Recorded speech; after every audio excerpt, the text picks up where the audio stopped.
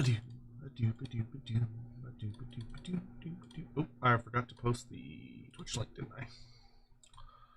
Yoink, yoink, yoink, yoink, yoink, yoink, yoink, yoink, yoink. And then Discord, we're gonna move you over.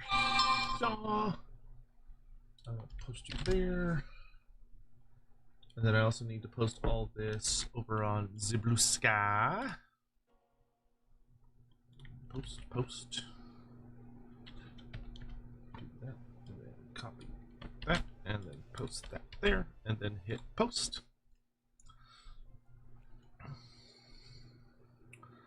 Okay, and then I can close that. And we can do that.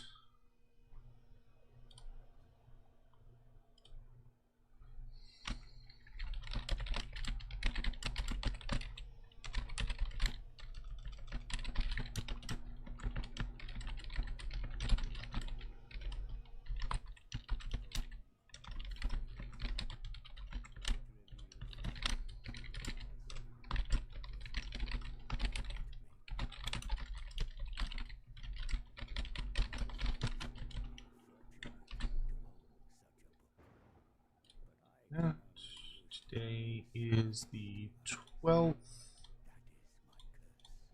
601.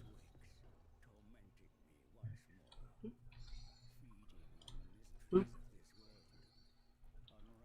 Shush, advisor, shush. Hello, good morning. How are you all doing today? Oh, I just realized I have the chat and the alerts turned off on this screen because I was recording stuff. Good morning. Hello.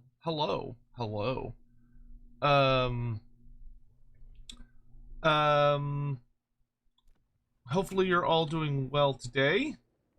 We're gonna be playing some stuffs leading up to the release of the DLC, just to give you all something to hang out with and watch. I will note that for those that care, because I mean I'm here live, so I can just talk about it bluntly if you need like a on the spot moment. But I do have my review releasing this campaign or on the DLC coming out at 6 a.m. But I figured I would just stream the morning of, because you know the review will be useful for people today and in the future. But you know, if you're like, God, I'm so excited to get my hands on this DLC, I can't wait. I figured we could just get on and have some fun. How many hours to release? Knowing CA, probably about 4. Usually they tend to release at they tend to do everything at like 9 a.m. CST or 3 p.m. BST. So I figured we'd just have some fun, play some Skulltaker, chat a little bit. I'm gonna turn my sound up just a smidge more. But hopefully you're all having a great day. We had a good time with Lorebeards yesterday. So yeah. But it's lovely to see you all. I appreciate you taking the time to come hang out with me. Any news about the Chaos Rising movie continuation? That's a deep cut. Where's the Shadows of Change review? Honestly, I should make one unironically with like the updated content. That's a good idea. I should do that. Maybe later this week. Is the DLC good? I think it is. I do think it is. I don't think it's gonna be for everyone. Have I done the patch notes? No, I'm gonna do that later today. Like I skimmed them, but I'll do a video on them later today. Heroes have fallen before him. Their skulls, trophies, woven into the fabric of his cape, each bestowing him with the power of a champion's essence. Did I have my cornflakes? No, I haven't eaten breakfast, but I had a pretty big dinner. And when I woke up, I was like, I don't feel that hungry. Of souls. His destiny beckons. Blood for the blood god. Can you tell I just woke up? I'm sitting here like listening to a cinematic and I have the screen up.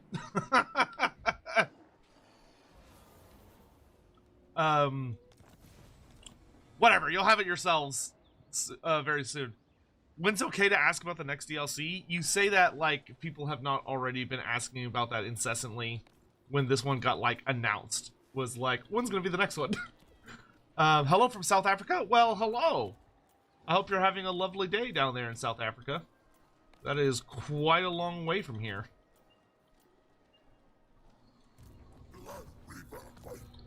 I hope you're having a wonderful day. I actually really like Skulltaker's start position. I think of all the characters, he probably has my favorite start position. Because it does feel like super relevant to what, like, it feels like a good place for him, and it also is like, there's quite a bit of relatively empty space around that part of Lustria, so, like, I think he fits in really, really well over here. We're gonna do Spread Rage, because I like to colonize settlements as fast as possible. And also, if I'm a little groggy here as we get up and running, in my defense, I only slept last night for probably like, I would say probably like 3-4 hours.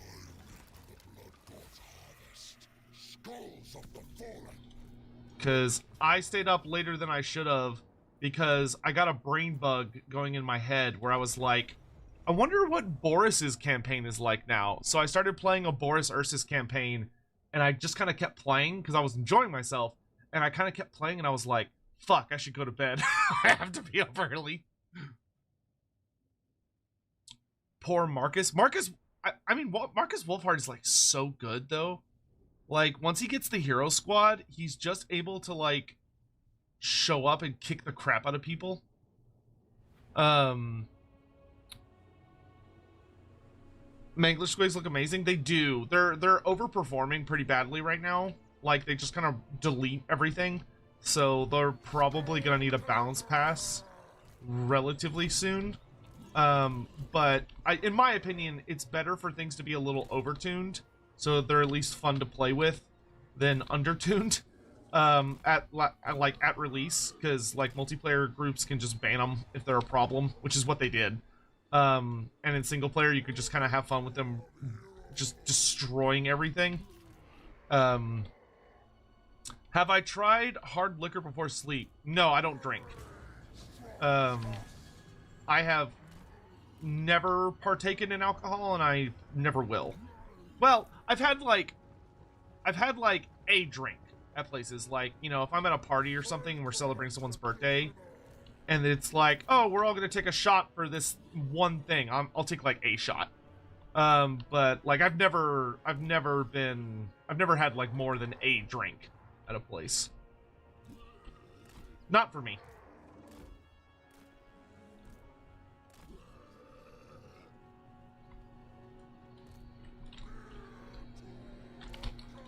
I mean, I sleep very well. It's pretty rare that I have issues sleeping. Most of the time, I sleep very easily. If I had to choose, or if I could choose, the next 3 factions for the next DLC, who would I choose?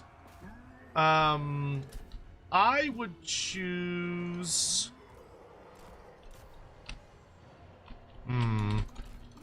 I would probably choose... oh my god, my blood shrine is gonna have a really bad time here. I would choose Slaanesh. I would choose... Monkey! I would do Slaanesh, High Elves, and Norska would probably be my personal trio. There's a lot of factions I am willing to accept instead. Like, if we got like Tomb Kings instead, I'd be fine with, instead of Norska, I'd be fine with that. If we got Dark Elves, I'd be fine with that. Like, the ones that I like, I feel like I absolutely like need, and I want them super badly, are we're gonna hit him with the Blood God Shackles here. Make sure he can't get away. For me, the big things that I really want are High Elves and Slaanesh.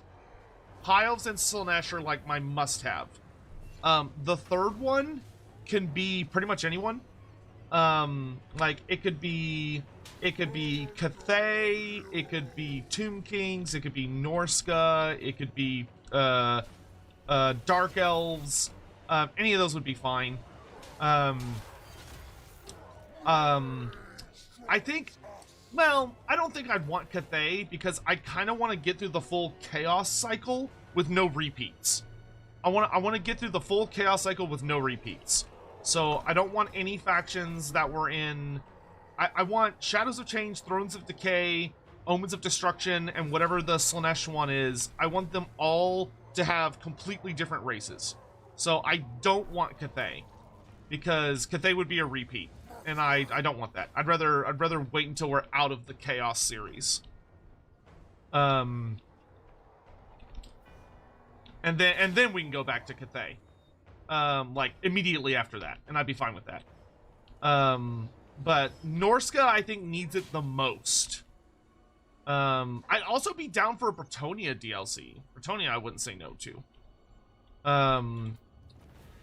But Norska, I think, needs it the most. Tanner, thank you so much for the super chat. Just finished the Temple City live stream, and the Kotl came together very nicely. I know not a lot of time has passed, but if I thought of anything else to include for maybe the layout or lore. Yeah, I did think about it some when I went to bed.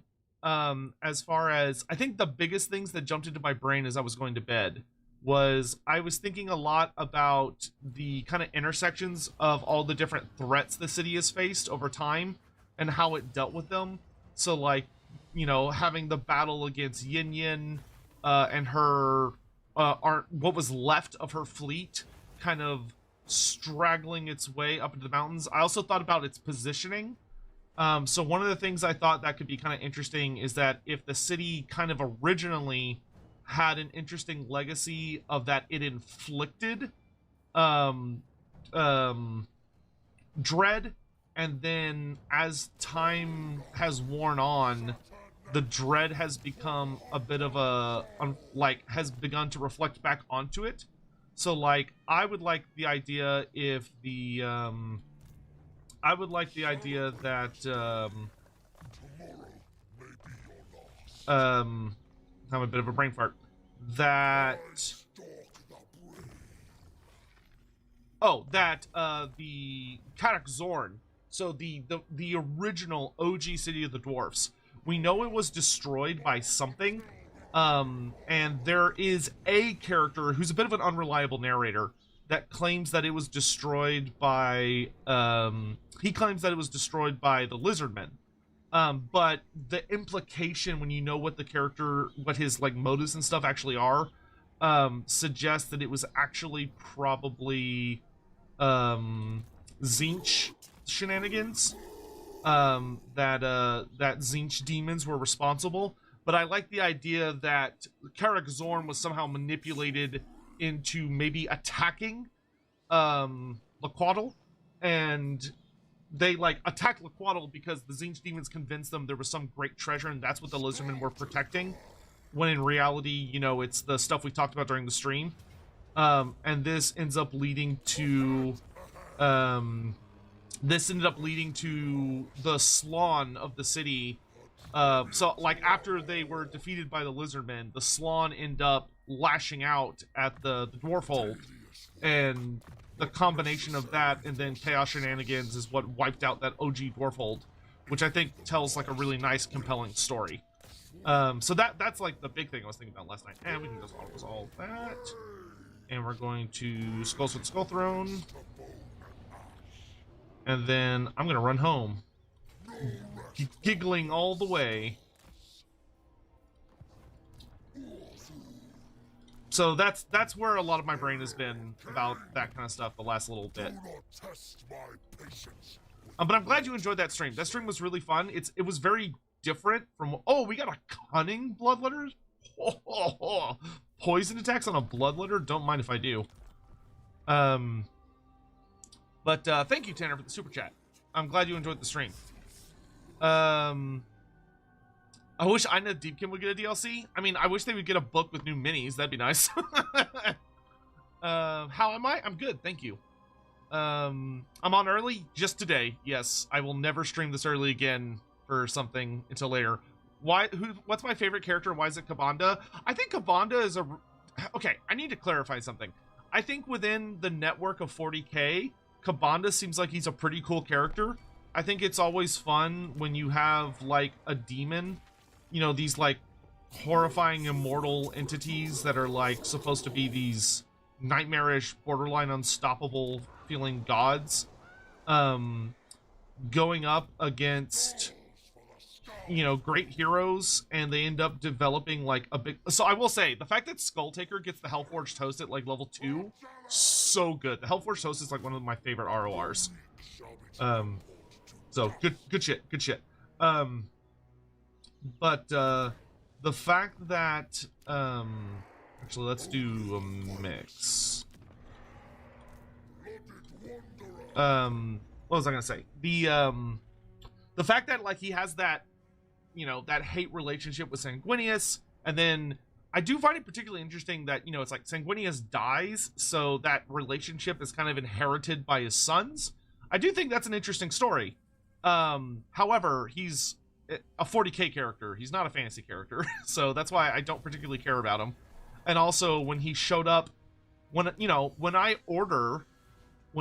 go to a restauant and I order a bowl of Warhammer Fantasy soup, and someone brings me a 40k meal, I'm gonna be upset because I'm not getting what I paid for.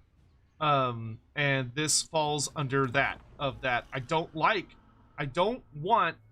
a Kabanda McDonald's meal at my fantasy high tier 5-star restaurant. But my favorite Khorne character is actually Skarbrand. Skarbrand is great. Age of Sigmar did a lot of really good stuff with his storyline.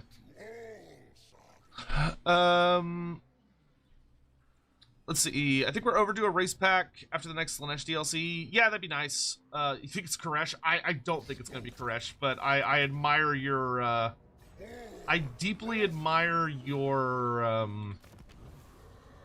what's the word I'm looking for? Your positivity. That's not the word I'm looking for. Optimism, maybe? Someone from Beyond would be better right now, because I'm a little scared of how many blue horrors are in that army. But I think we'll be okay, so I'd rather have Dissipation's domain for the... because I really want those settlements, like, now.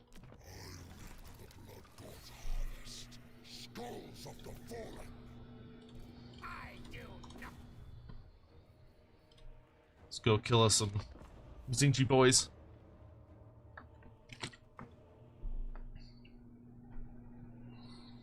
When you get early access to a build, do you get given any guides on how to do QA correctly?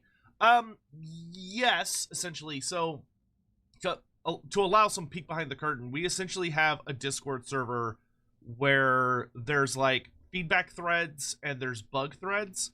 And so when you go into the threads, it'll be like, okay, if you want to report a bug, like, you don't have to do it a particular way, but the way I do it to make it as easy for them as possible is I'll be like, okay, here's the name of the bug.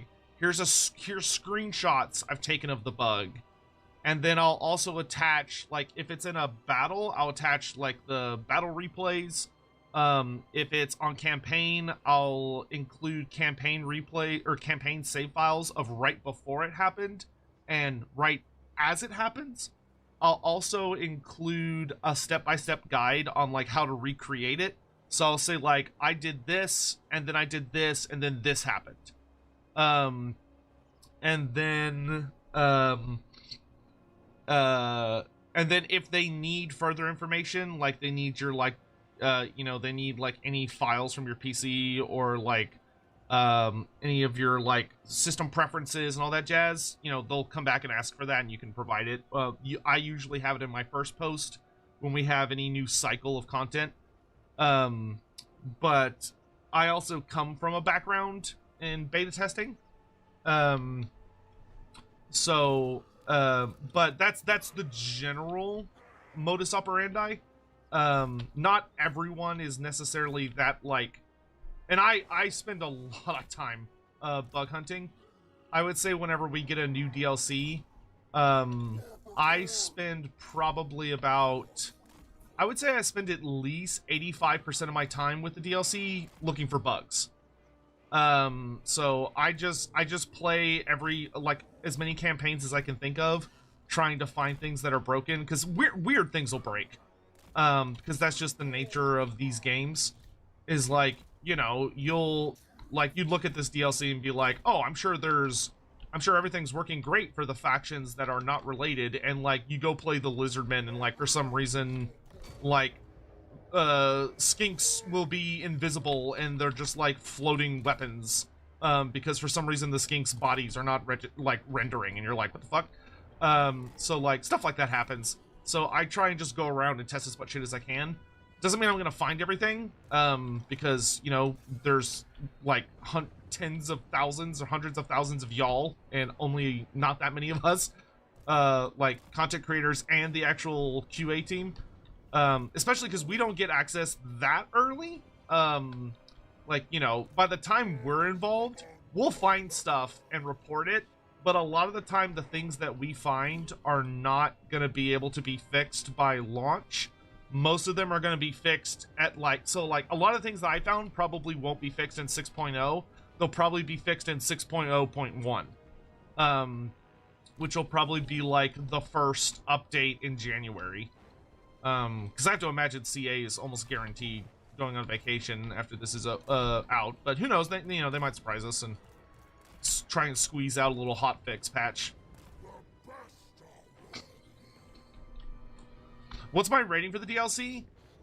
So I would rate them all individually, because you don't have to buy them as one big DLC. I would rate them separately. But okay, so I don't like doing like what out of 10s, because it's so subjective that I feel like it's often not a helpful system.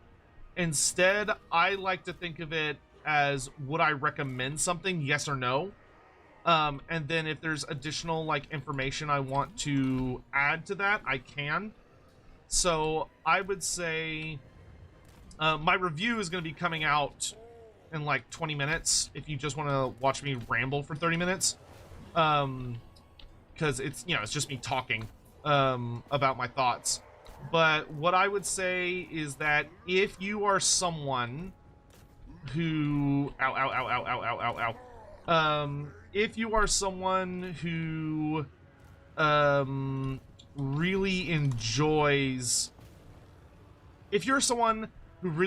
campaigns where the point and purpose of the campaign is to build up a character, build up your legendary lord into like anime god, and you just want to like raffle stomp all over everyone else in the world, then I would really, really, really heavily recommend Skulltaker. I think Skulltaker is going to be like an incredible campaign that you're going to have an absolute metric fuck ton with, fun with.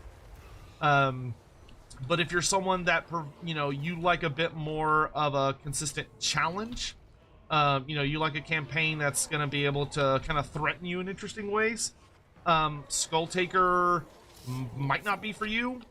He's pretty insane, because he starts off pretty good, but like as you get all of the Skull Throne upgrades, he gets absolutely bonkers. So he's more about pick a favorite character and become god and just curb stomp everybody that looks at you funny. If you like that, I'd recommend it. If you don't, then I wouldn't. If you like campaigns where you're heavily rewarded for playing thematic builds, and the goal is to build interesting army cops and try and use different kinds of units, then Gorbad Ironclaw is probably going to be your favorite campaign in the game. Gorbad Ironclaw basically is like the idea of making being able to customize your army, and the way you play your army depends very heavily, or changes very heavily, based on the units you have, because you get access to different skills and abilities depending on your unit composition. So if you're someone like me and you think having like lore accurate builds or themed army builds is the funnest part of the game, and you don't like doom stacking, then Gorbad is going to be like probably your favorite campaign in the game. And then if you want a very unique experience, like if you're like, I want a campaign that's going to really be very, very different from everything else, it's going to be really fun, but it's going to let me just play a completely different experience, Gofag Maneater is it. Like, I will say, in my personal opinion, and granted, I am a bit biased because I like ogres more than I like Khorne and greenskins, but in my opinion, Gorbad Ironclaw has, or Gofag Maneater has the best, like the best campaign in the game, like, or at least in the top 3. His campaign is so unique and it's so fun that it's just bonkers. Like, I fucking adore that campaign. In that you are able to make so many interesting decisions about what you want to do. Of like, do you want to like choose a AI faction that you're gonna like kind of be their muscle and support everything they're trying to do? Do you want to just be like a force of chaos where you're constantly backstabbing people and betraying people and you know, messing around with all that? Do you just want to wander the world and go to all sorts of crazy new locations and not have to worry about building an empire because all you care about are like setting up your camps and just wandering around? Like, if any of that sounds even remotely interesting, then Gofag Maneater is crazy. Like, I think in a lot of ways he is what the Changeling wishes the Changeling was. Like, I really enjoy the Changeling campaign. I think the Changeling campaign is super duper fun. However, I am keenly aware of the fact that it is undeniably, and in many people's opinion, an extremely easy campaign that is borderline impossible to fail.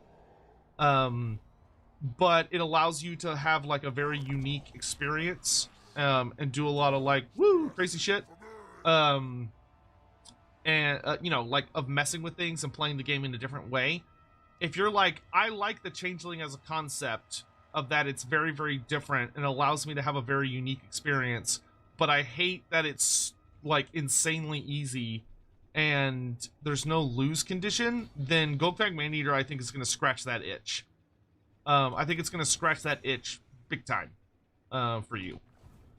Because it is very easy to lose a Gofag campaign if you are not paying attention. Because it's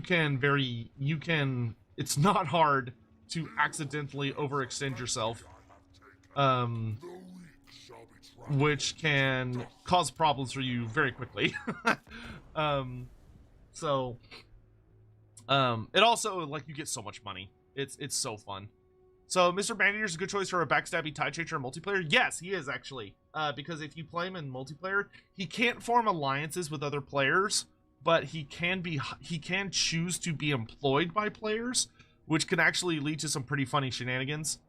I was actually playing... I'm hoping we can get together again and do it on stream, because we tried to do it in a, like, pre-stream, but our schedules didn't align well, and it just didn't work out, which was unfortunate.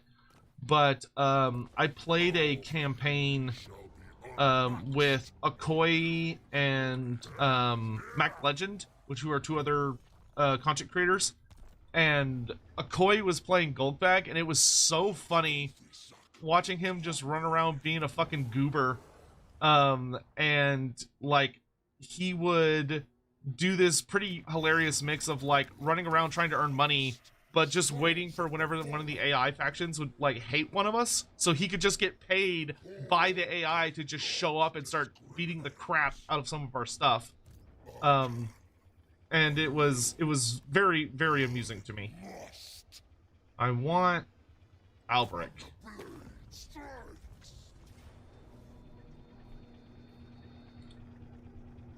Come here, Albrecht, I'm gonna take your skull. Are you able to recruit Golgfag in single player? As like not him? No. Because it's his mechanic, not you interacting with his mechanic. I think if the AI is playing Golgfag, you could just ally with him normally. But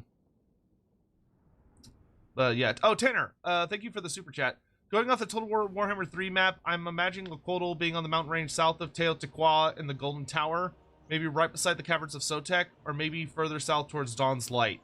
I would actually think, I would probably put it a bit on the western edge, or no, the eastern. I'd put it on the eastern edge. And I would either put it just north or just south of the Golden Tower.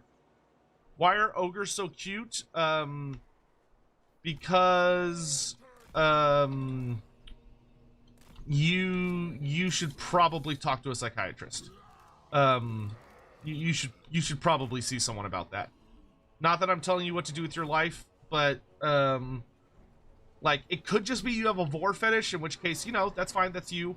But I would recommend maybe seeing someone. But you know, you do you. No, but in reality, ogres are, I don't know, they're kind of like big babies, almost.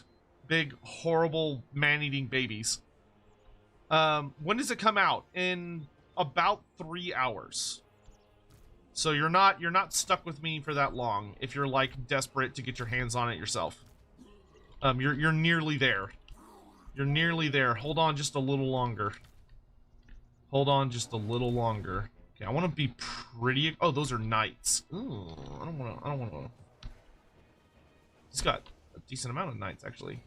I could probably overwhelm this flank with my Fleshhounds and Flyers, and then have my melee kind of... Oh, nope. Don't do that. Do that. There you go.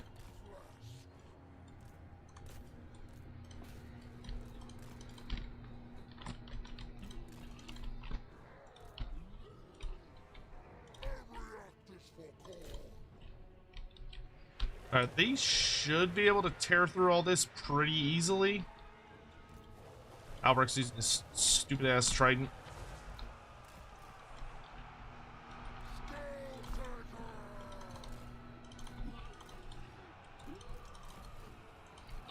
Oh yeah, come here, Paladin.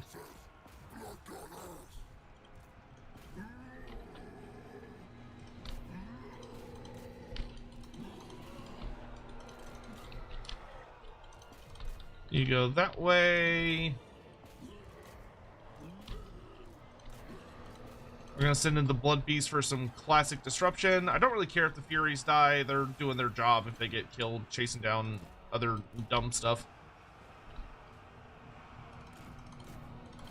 We want to... Okay, yep. They can mess with Albrecht. In fact, we can actually debuff Albrecht and let them do some pretty good damage. Actually, no. We chase them. Bring the Blood Crushers this way. We'll debuff these Foot Squires to make them extra killable. They just look so nice and killable. We're gonna send you in. Let's make my Furies here invincible, fighting Albrecht, so they can't die.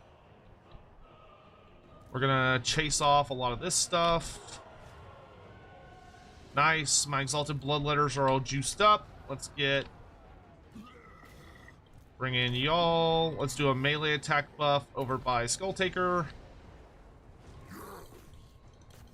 We've almost got that Paladin. Get on these knights errant. Okay, those furies are gonna die soon, but they've done their job, which is to be very annoying for a very long time and keep him, most importantly, keep him busy. Hopefully Albrecht will land here in a moment. Paladin's almost dead. Let's see. Dogs are doing well. We just want to make sure we're chasing down all the different ranged units.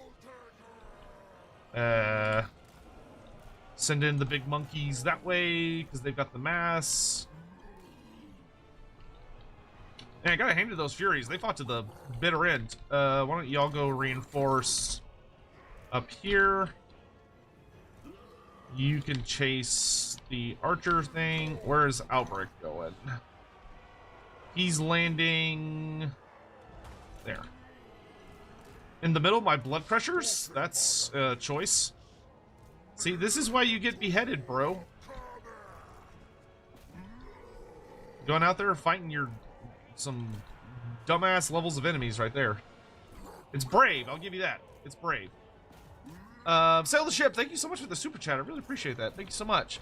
Goldfag and Gorbad will definitely be two of my favorite campaigns now. I love the idea of being a true mercenary faction. I also love playing with thematic armies rather than Doomstacks. Then yeah, you are. That is where you belong. That will be your happy place. Gorbad has a borderline addictive campaign. Like Gorbad himself is fine. Like he's cool. He's neat, but his campaign mechanics make all of your other armies so goddamn fun that it's just silly. Goldfag,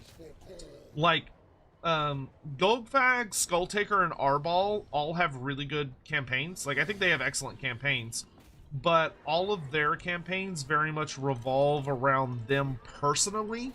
So like it's not really your faction, it's more just them.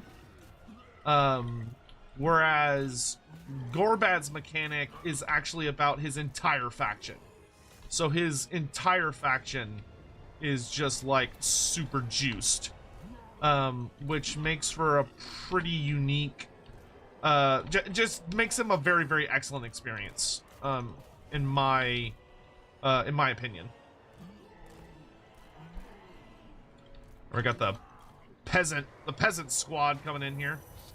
All right, Albrecht's shattered. I'm gonna try and kill him, but he's probably gonna get into the air. Yeah, okay. That's fine, whatever.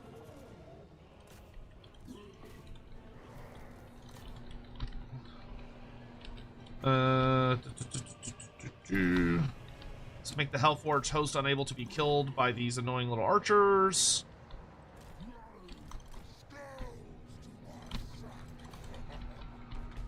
The fuck? Oh, they brought a trebuchet.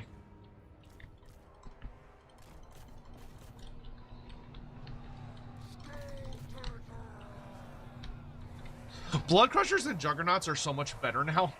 Like, I don't know if they're good enough to be taken in multiplayer, but they are definitely good enough to be taken in single player now, which is nice. They used to be absolute shit. Now they're significantly more fun to play with. They got big buffs to their speed and charge. Do I cosplay? No, not really. It's something I'd like to do, but I don't have any experience in it, and I kind of have that horrible millennial brain rot where, like, if I'm not amazing at something, I don't like to do it because I'm worried I'm going to do, like, a really shitty job and I'm not going to know what I'm doing and it makes me feel bad, so I just don't want to do it at all. So, like, trying new things is, like, just not really something I do often. Because brain bad. But I was getting into it, last year, but then I got,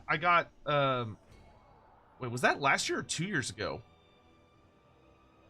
No, it was last year. It was last year, because then I got Sadie, last, a little bit, no, I got Sadie 2 years ago. Damn, so like a year and a half ago. So a year and a half ago, I was starting to get into it. Like I dressed up for Nakai once as Nakai for a stream. I dressed up as Grease's Goldtooth for Valentine's Day, and all this stuff. But I learned that my dog, Sadie, is, like, terrified of costumes. I mean, she is terrified of costumes. Like, she was growling and barking, and she was super stressed out. And I was like, okay, well, that's not happening. Because I care much more about her being happy than I do anything else. So I can't, I can't do that kind of stuff. Because if I do, she freaks out. I mean, it's so bad that, like, on Halloween, we can't let Sadie by the front door because children coming by in costumes, Sadie's like, I'm gonna fucking kill that thing. Like, I don't know what that is, but I'm scared of it. And if it tries to get close to any of my people, I'm gonna kill it. And it's like, you know, like a 6-year-old wearing a skeleton costume. So yeah, no, this is not a cosplay house.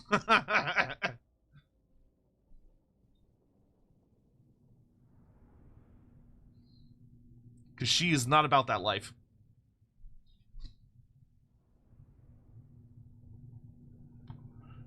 If you had a wheelchair for your Grease's dress up, that would be... Oh, that would have been really smart, Tyler. I didn't even think about that. Get, like, a wheelchair and have, like, two little, like, two little goblin things, like, next to it that make it look like they're, like, pushing you or whatever. That'd be super funny. Demons Reforged. Do I want the money? That's a lot of skulls. That's a shitload of skulls. But that's also a good amount of healing. Wanted to roleplay as an obese billionaire who solves all his problems by throwing money at it. Yeah, Greece is... Let's be honest. Greece really is the American dream. Sure, I'll take bonus versus... actually, don't want bonus versus infantry. I kind of want to get my bloodletters like really good. Yeah, let's grab Skulltakers.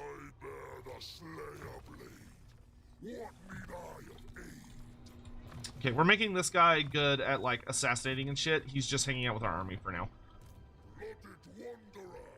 All right. So what I'm gonna do?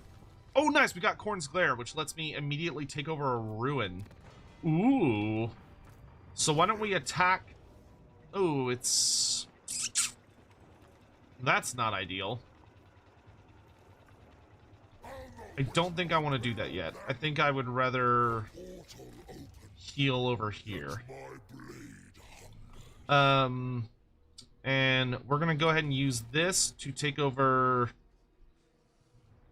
I mean, these both have a 22% chance of being taken. I don't want to waste this. I think we're gonna save this for when we take Tloxlon, and then we'll use that ability. Because that ability is so fucking strong. Alright, and then I think... Yeah, that'll work for now.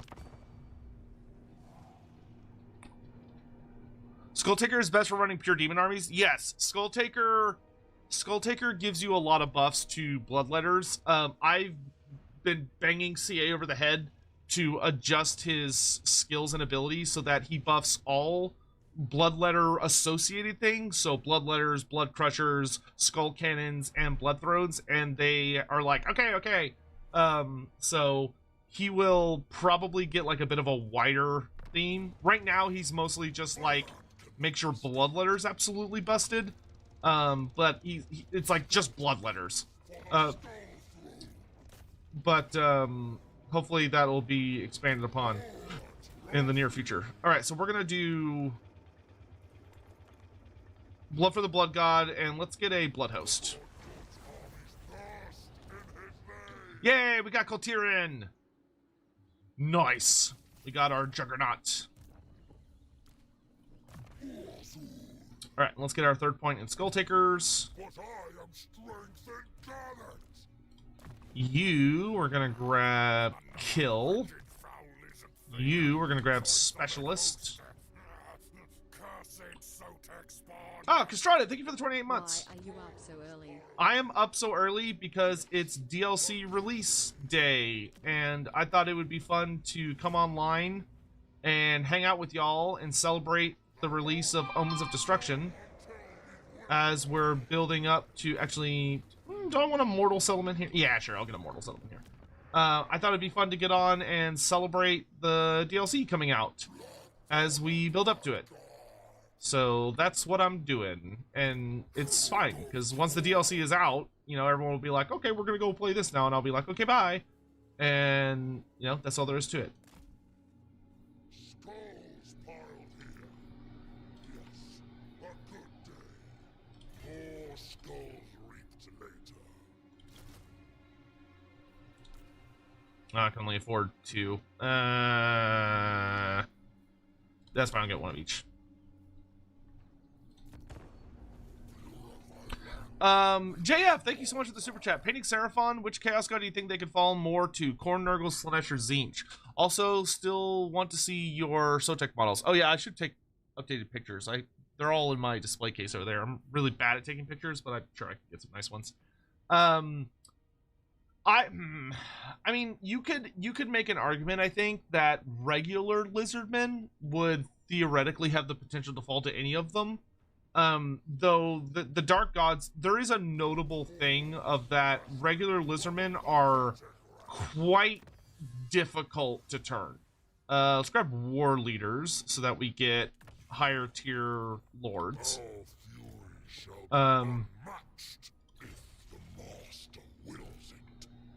So there's kind of the whole thing there of like you don't tend to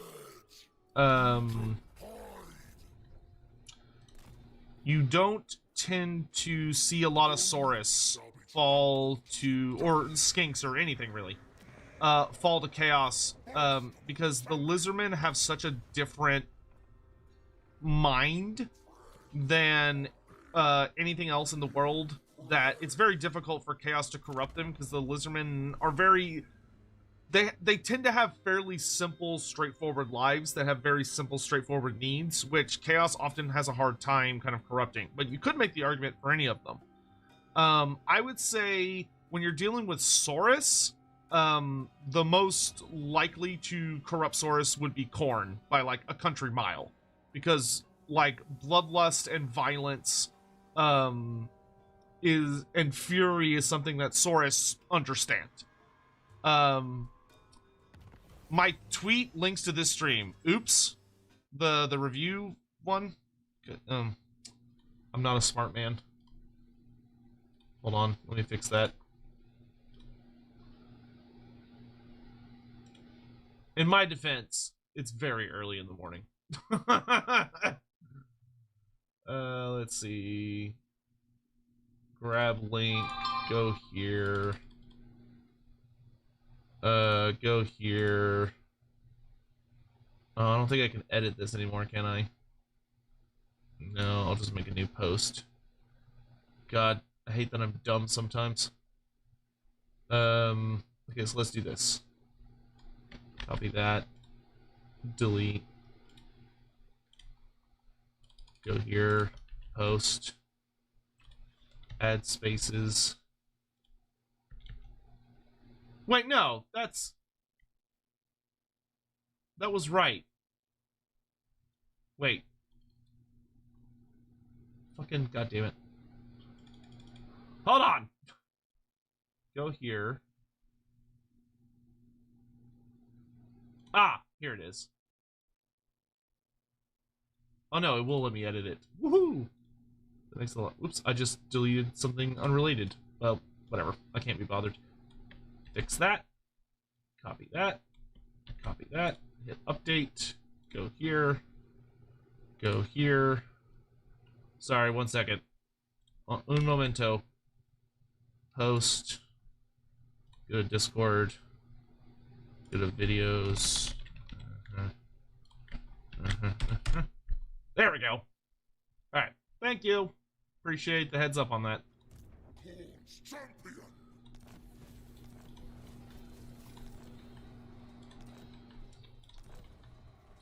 Oh, I got, like, all of them at once. Nice. Alright, we want a demon portal, and let's do a mortal. That way we have, like, a good, diverse mix.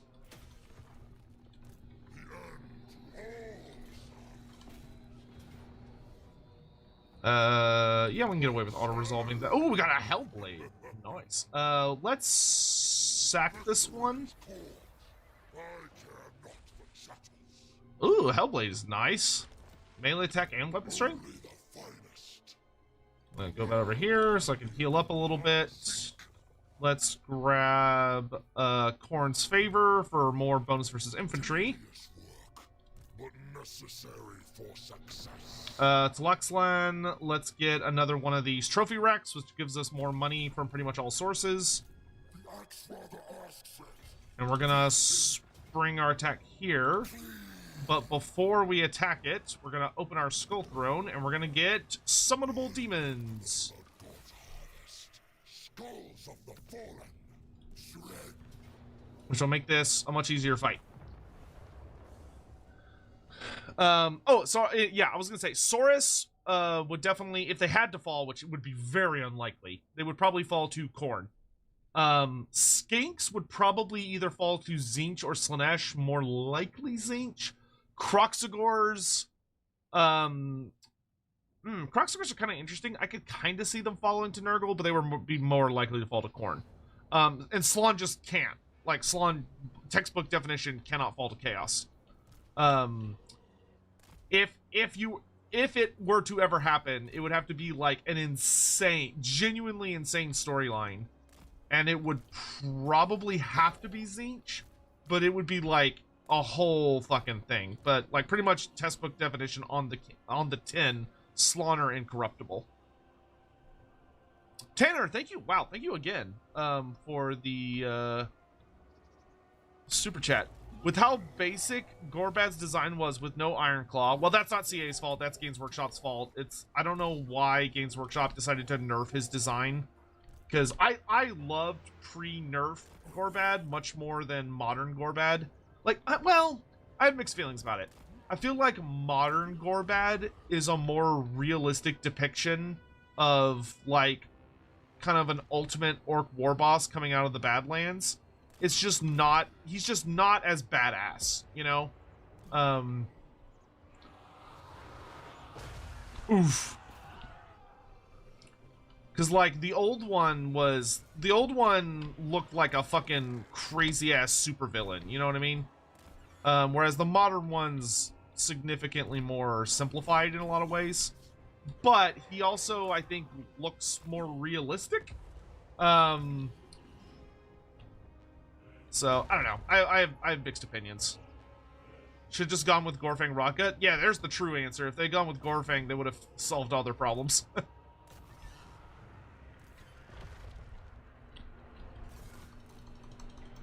Okay, let's kill the archers and get out of there. Those aren't archers, you silly goose. Dude, the new skull cannons, granted, this was from patch 5.4 or whatever. Advanced gunpowder tech than the Empire. No. In TW, they have a tech that says that they have breech loaders. Well, I mean, maybe in, like, the timeline that Total War takes place in, maybe Kislev has started to, like, get more advanced, but I would say the very big answer is no. Gun tech is very, very, very, very, very, very new to Kislev. Like, guns were basically unheard of. Ow, ow, ow, ow, ow. That skull cannon just fucked up my Furies. Because guns only really got popular after the Great War Against Chaos, which was a really, which was only 200 years ago. Because that was the weapon that really convinced, that was the war that convinced Tsar Alexei, who was in charge at the time. Tsar Alexei saw how powerful gunpowder was against the forces of chaos and was like, oh shit, like, we need that, like, we need a lot of that. And that was also a big thing about Boris Ursus, is that Boris Ursus invested rather significantly in updating Kislev's armies so that they had significantly more gunpowder than they used to. So their gunpowder tech, I would say realistically, their gunpowder tech would not be that advanced compared to, like, the Empire, and that the Empires would be more advanced. But you may look at the video game and be like, well, that doesn't make sense because the tech tree says this. And I would be like, yeah, I mean, that's more Games Workshop's fault because the Empire realistically should have far more advanced tech than they do when it comes to gunpowder. Because, like, they've had it for a really long time at this point. And there is no earthly reason why they should not have better guns after at least 1,000 years.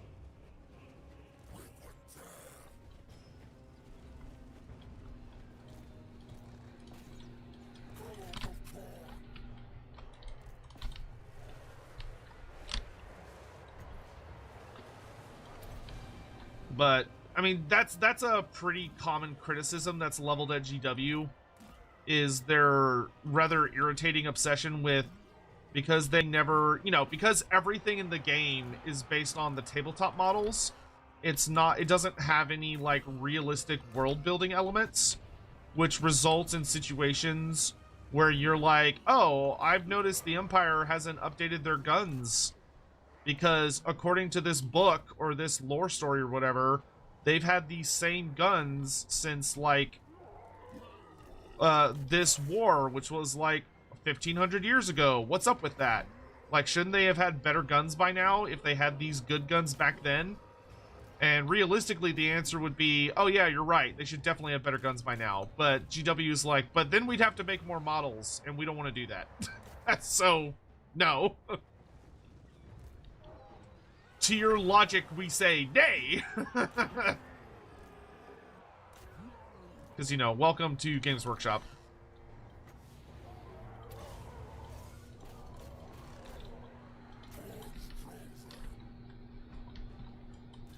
Alright, this is all going well.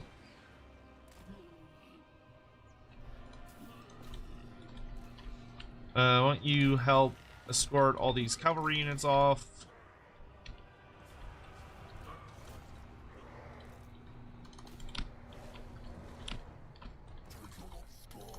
Taker of Skulls.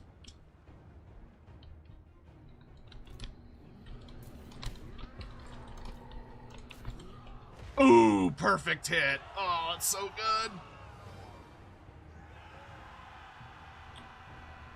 Modern weaponry and fantasy would be kind of weird. Well, I don't know if it would be like modern by our standards modern. But it would like, you know, they could still have relatively similar looking gunpowder weapons, but like the methods by which the gunpowder is loaded and fired could have been like improved over that time. And it's more that Games Workshop has just never thought about it. Like you know, a probably realistic depiction of the Empire. I think in the newest Warhammer Fantasy roleplay book, it says that the Empire gets access to gunpowder in like the 1200s or the 1300s. Is when the dwarfs like finally give it to them. Which means that they should have had like, hold on, this is gonna bother me enough that I have to look it up now.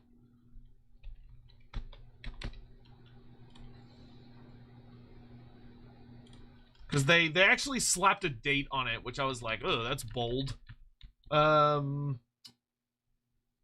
Let's see. When do they give black powder to humans? Here we go. The dwarves of Barak Var developed the first steam-powered ships called ironclads. Dwarf armies introduced the use of handguns. Dwarfs of Middenheim sealed the Undercity. Secrets of gunpowder leak to the rulers of Nuln in 1152 of the Imperial calendar, which means that the Empire has had access to gunpowder technology for 1,400 years, which is a really long time. Yeah.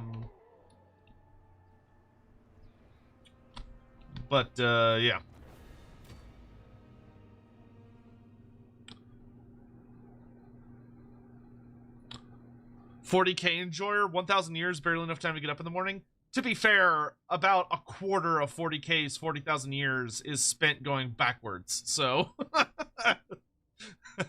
at least a quarter. I actually do enjoy how 40k uses its timeline in the sense that you're like 40,000 years, everything must be so advanced, and it's like, oh yeah, no, we've lost like we've lost like everything, which is always which I think is a more interesting thing than it just being like everything has just gotten so much better unilaterally.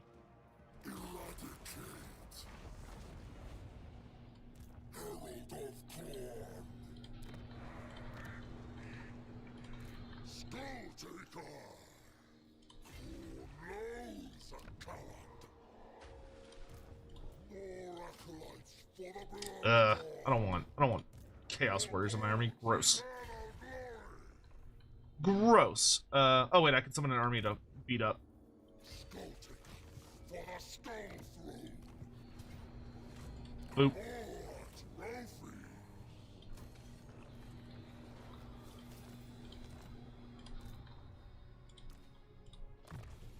Alright, you've got a mount. I can also give you a thing. So you can get fight or die, scythe upon chaff, or champion's end.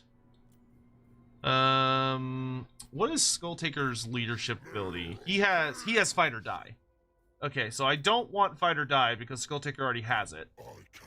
So I will give him scythe upon chaff. Must. And then you are gonna grab let's make you better at block army sign. Blooded wanderer. More skulls reaped later.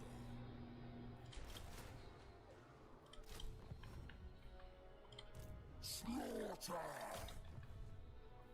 Alright, I could take over that settlement, make it tier 2, but I think I'm gonna use that on Sotek instead. Because it's a little better positioned, I think. CA announcement on their Discord earlier. We are aware of a few issues that are present in Update 6.0, which launches later today. We are working on a hotfix for these, which we're aiming to release next week.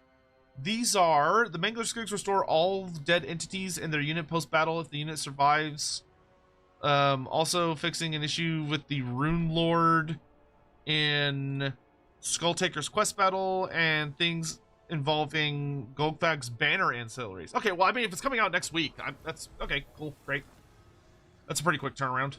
I kind of expected them not to do any updates until they got back from the break. Ready to get owned, son?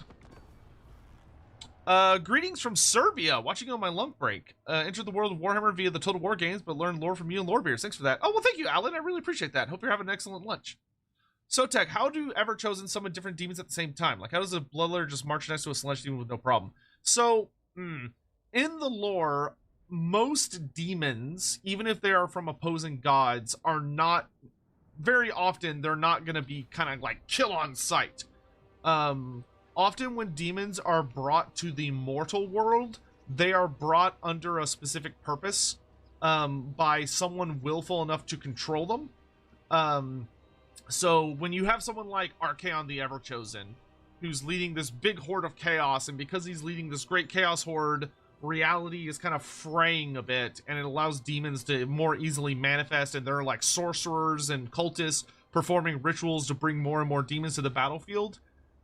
They are brought there at the whim of their gods to service a particular purpose, which means that they are acting under someone else's will. They are invited more often than not.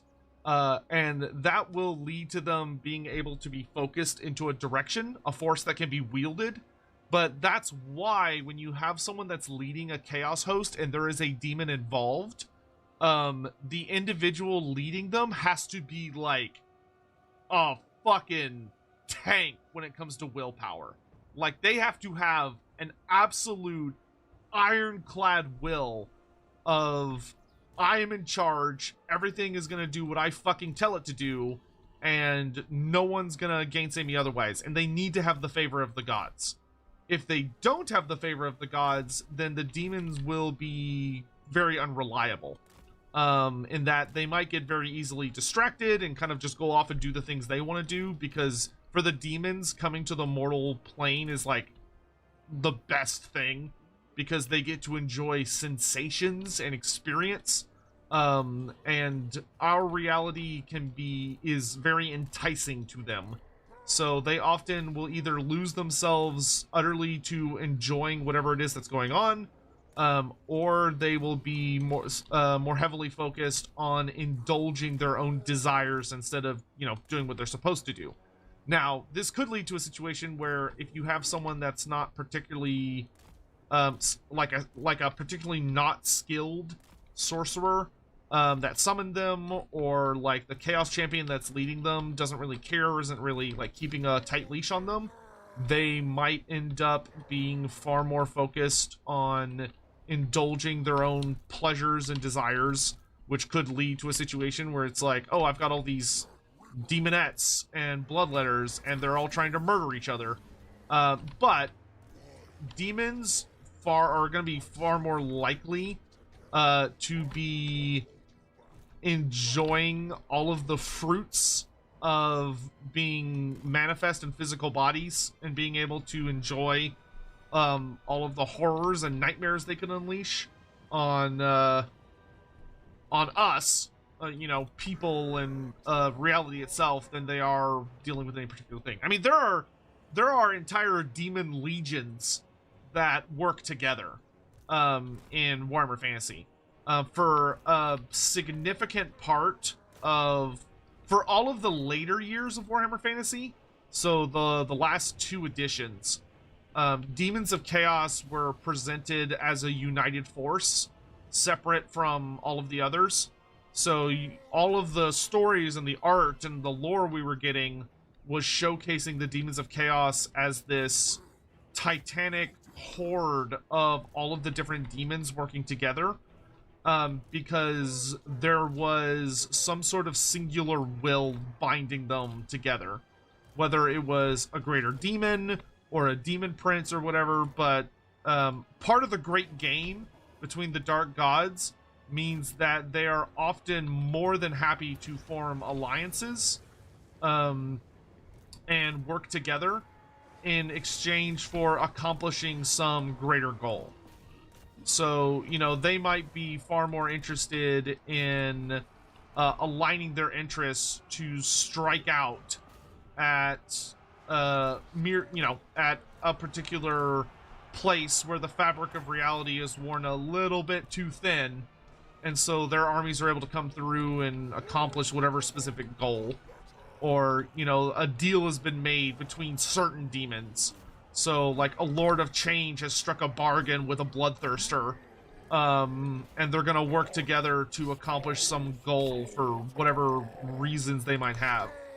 Like, there's a particularly famous example of, there was a big invasion of the Empire by a demonic army, and the army was led by Skarbrand and Kugoth Plaguefather. Because they had been able to manifest and take advantage of the situation and come through. And so the 2 of them were working together, leading these armies. But in typical demon fashion, shit goes wrong when Kugoth manages to corner and get close to killing this like really brave general of the Empire, and Kugoth Plaguefather's about to kill him, and Skarbrand sees this and gets angry because Skarbrand wants to claim his skull. Skarbrand wants to kill him himself, so Skarbrand runs up behind Kugoth and buries one of his axes in Kugoth's back, which ends up killing Kugoth Plaguefather. So Kugoth is sent screaming back to the realm of chaos because he gets betrayed by Skarbrand. And then while they were busy fighting each other, the Empire recovers enough that the guy screams, "Fire everything!" and they shoot all of their cannons straight into Skarbrand's face and kill him. And the Empire ends up winning the day because they're able to... because when the demonic generals are killed, the hold on reality that the demons had is greatly lessened. So the demons begin to, you know, discorporate and collapse and fall apart. And none of that would have happened if Scarbrand had just done his job. But it's Scarbrand. You know, if you have Scarbrand for an ally, you're playing with fire. Tanner, thank you for another damn super chat. Thank you so much. That you're being extremely generous. I really appreciate the support. Thank you so much. Make sure you're taking care of yourself. Hold on. Let me. Oh, is it not gonna?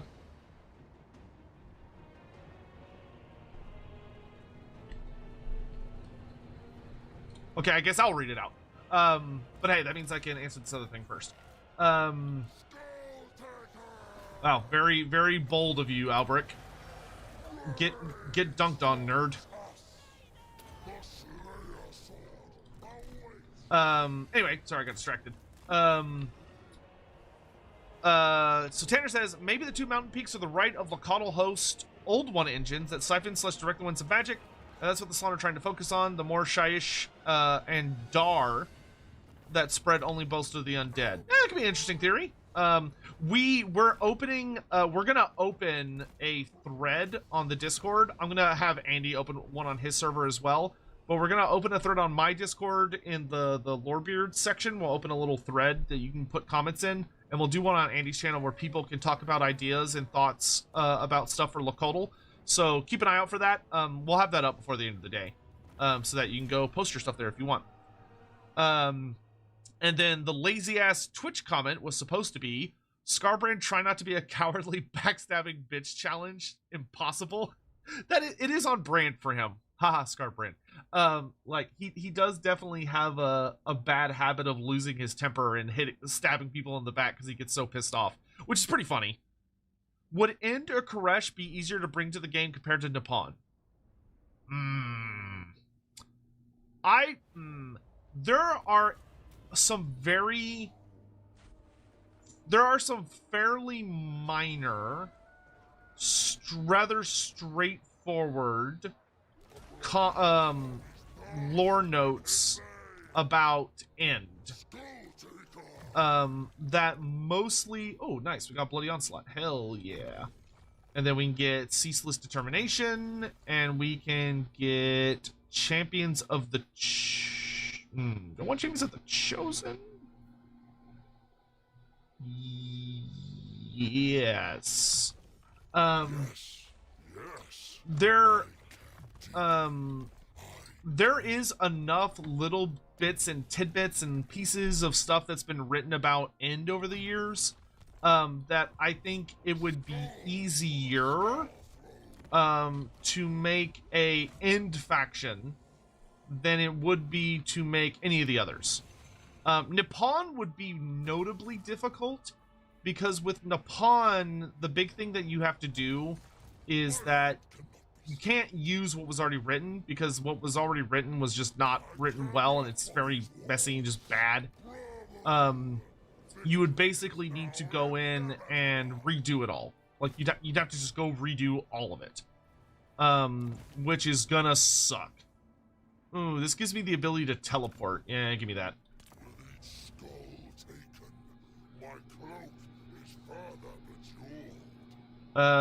Bejeweled. He's out there bedazzling his cloak. Wait, what does this give me? This gives me Cloak of Skulls. Oh, yes, I would like to have that, please. So that I get tankier when I've killed enough people. Alright. Great, cool, wonderful. We can get rid of this building now. Medicinal is like one of my favorite because it gives you so much casualty replenishment faction wide, which is great. I can strike at Brion next turn.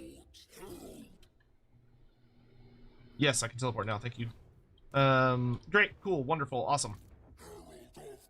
Oh, you don't have a thing yet. I could attack Wolfheart. But I think he's gonna run away because it's difficult to get across this river. So yeah, let's just kind of like pop across this river real fast. But I'll also go ahead and enter this stance, so I'm getting more Winds of Magic and I'm getting Skulls because this army is starting to degrade. Oh wait, no you're not. Why are you... You shouldn't be degrading yet. I guess you were standing in swamp or something. Okay, whatever. Cool, cool, cool, cool, cool, cool, cool.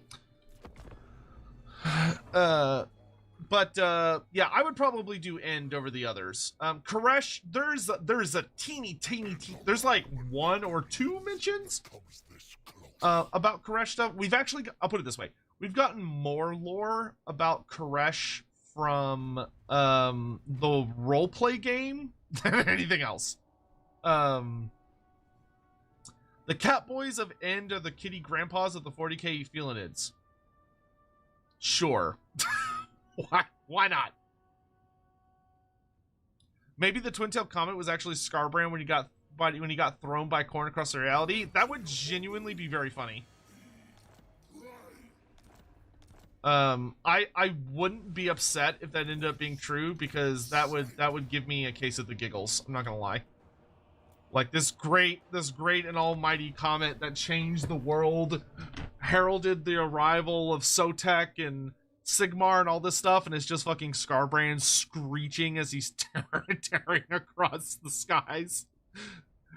Especially because if you go with the Lizardman version of the story, that would mean that Scarbrand was a meteor hurling, or a comet hurling through space for like over 100 years, because the Lizardmen were tracking it for 100 years, which would be extra funny. Poor Scarbrand. He just gets bullied by everyone.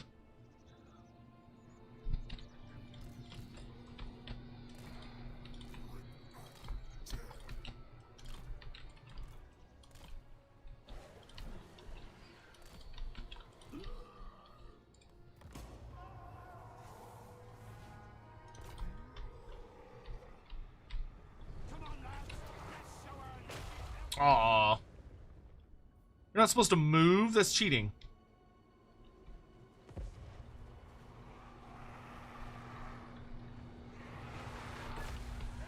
Nice.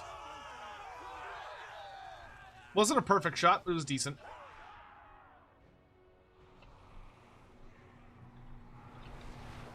That was nowhere close.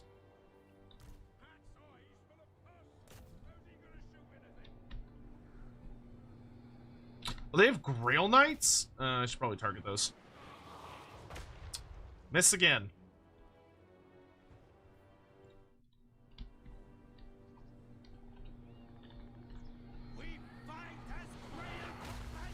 Nice. Man, they've got good defenses. Ooh, good hit. That was beautiful.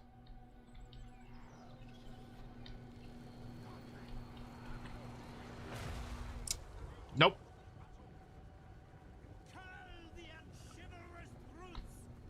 What's my favorite character in the Warhammer universe? That's a really hard question, and my answer would probably change depending on the day, to be honest. I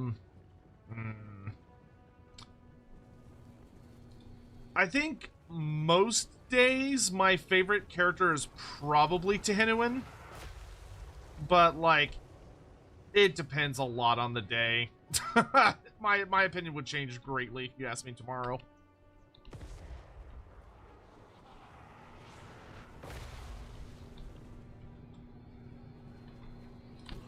Good job.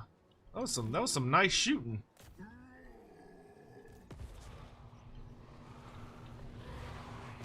Ooh! Well done.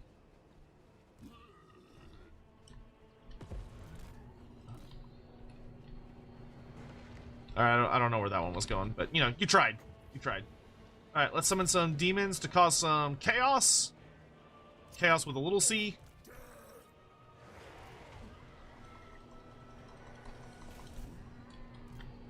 Let's boogie.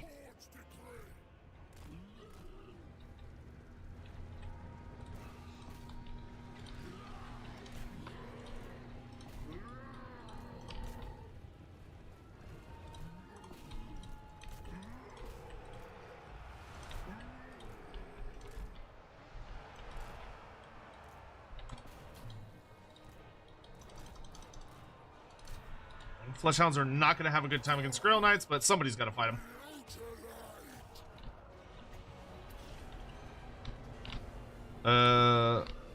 That's fine.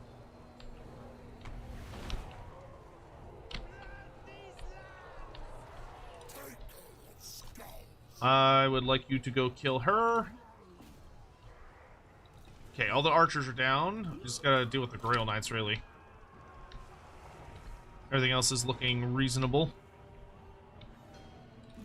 Oop. Well, I kind of need you for the buffs. You go that way. You go this way. You go that way. Okay, good. He's on her. Furies. Let's go after the archers. Let's buff these guys as they go after the Grail Knights. Chaos Spawn. Skull Cannon. Just messing people up. Nope, you're not supposed to be fighting her. That's not your job, you silly goose.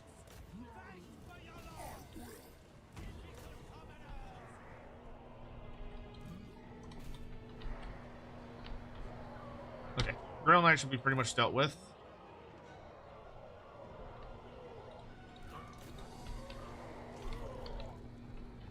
Damn knights. How many DLCs do you think we'll get after? As long as they keep making money, they're gonna keep making them. I think that's kind of what it just boils down to be honest. I'm sure at some point there might be like, you know, we've reached kind of the conclusion, but I don't think we're anywhere close to it.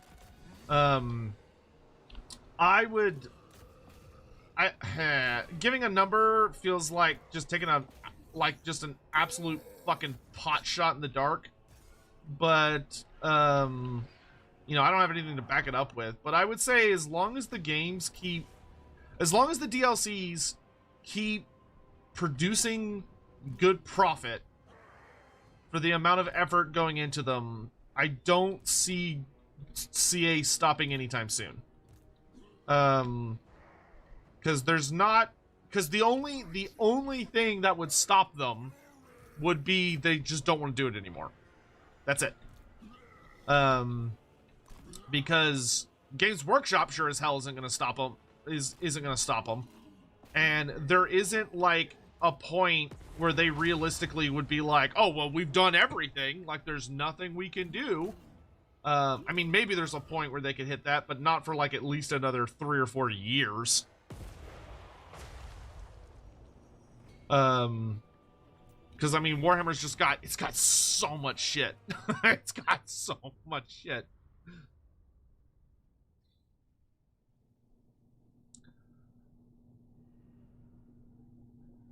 How effective is the new demonic reforge mechanic? It's pretty effective. Like it activates reasonably often. It feels it's very similar to the vampire count raise dead mechanic.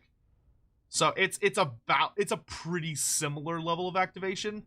Though it obviously depends on like how much chaos corruption. Like I don't know if you saw, you probably missed it because I clicked off too fast. But my Fleshhounds, it went off on my Fleshhounds, and this guy doesn't have any particular bonuses to it. I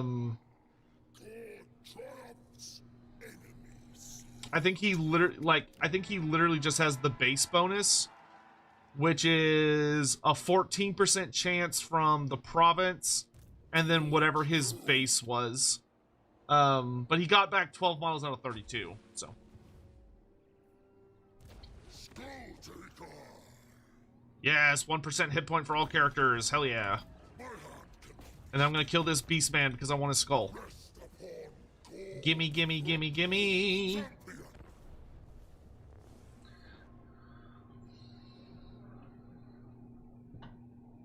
Do we know if Demon's Reforge applies to Kadai? No, it does not.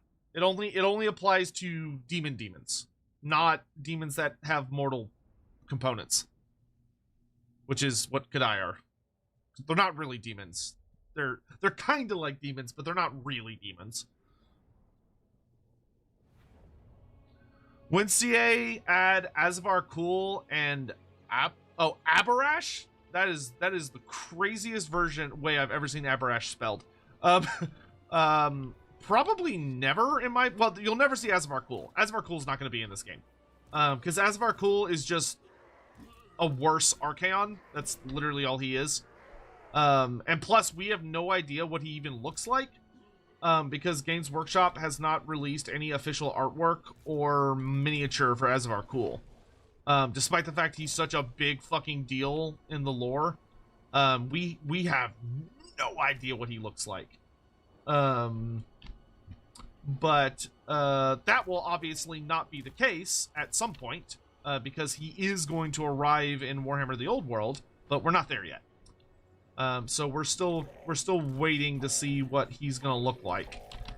But I am quite excited for when he shows up eventually, one day. But we're not there yet. We are not quite there yet. Abarash, I don't think they're gonna do Abarash. He's a bit of a weird character when it comes to adaptation. As Abarash, I have very mixed feelings about it. Abarash is kind of one of those characters that's almost more of like a mythical state as opposed to like an active state, and he competes with a lot of characters that are a part of his like quote-unquote faction, that are much more relevant and like actively part of the setting compared to him. So like, you know, you've got your, it's like Abarash is just kind of weird. He's a bit of a weird character. It'd be kind of like, the best way I can explain it is it would be kind of like knowing that you could have Karl Franz, but someone saying that they want Sigmar instead. It's not quite the same as that, as like, you know, obviously he's around, but he's not the same. It's a weird, the whole thing's a weird situation. It's a little hard to explain. Like, I personally would rather not see him, because I would prefer him to be a little bit more of like this big thing that's kind of off in the distance. But I know there are a lot of people that really, really love him. And like want to have him really, really badly in the game, which is totally valid. It's just, I would rather have Wallach Harkin and the Red Duke as like full playable. Like, the Red Duke and Wallach Harkin are a lot more relevant to the setting and are like important playable characters that have like a great history for both the tabletop and the in-universe lore. And I just think they have more interesting stories to tell. Like, I feel like Abarash would be an interesting character to like have some hard references to, but I don't know. I don't really want him as a legendary lord. Hey, Tariff, what's up? I saw somebody was literally talking about you earlier. Oh, Cleo's here too. Good lord. Fucking everybody's popping in. Hello. I almost missed you. How y'all doing? Hopefully, y'all have been enjoying yourselves and having fun with the DLC and stuff. Yet Scarbrand popped back up after a hard battle. Oh, from the Demonic Reforged? That's actually super funny. he died and then he just gets back up. Ah, that would suck. Scarbrand could be such a nightmare to kill. Alright, there we go. He could be similar to the Green Knight. Yeah, you could do something like that, where he's just kind of like a super elite character you're able to get at some point in your campaign. Die, Bray Shaman. Run him over. Run him up. There we go.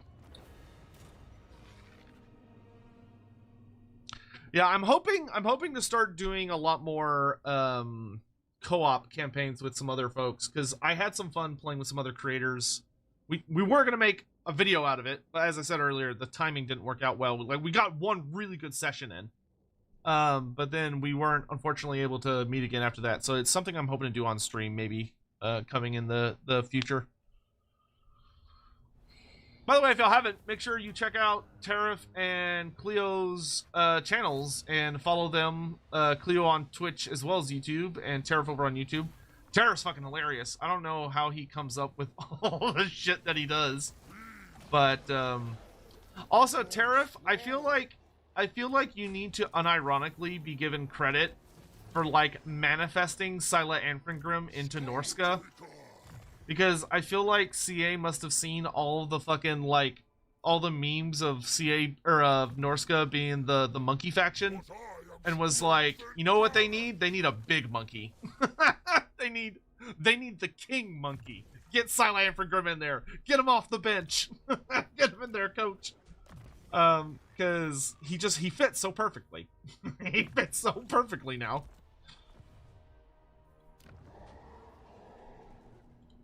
All right, we'll finish off Brion next turn. We're gonna send the Wrathful Swamplands are. I don't even really give a shit if they take attrition. Who cares? All right, I would like.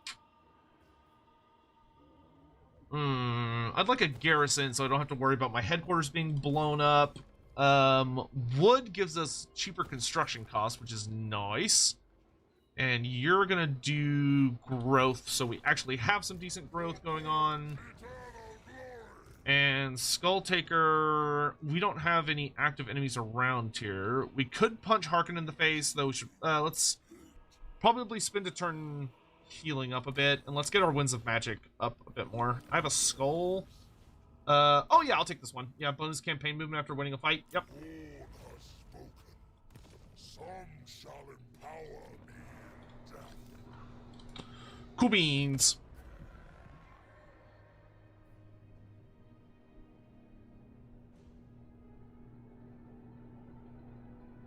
Next FLC should be Gorfang Raka. God, I wish. I don't think that's going to be the case. I don't think they're going to touch greenskins again for a hot minute, which is fine. Like, you know, we have the eternal dilemma, right? Where you see all of the fun toys and you're like, well, I just want everything. Like, give me all the things. I want all the toys right now.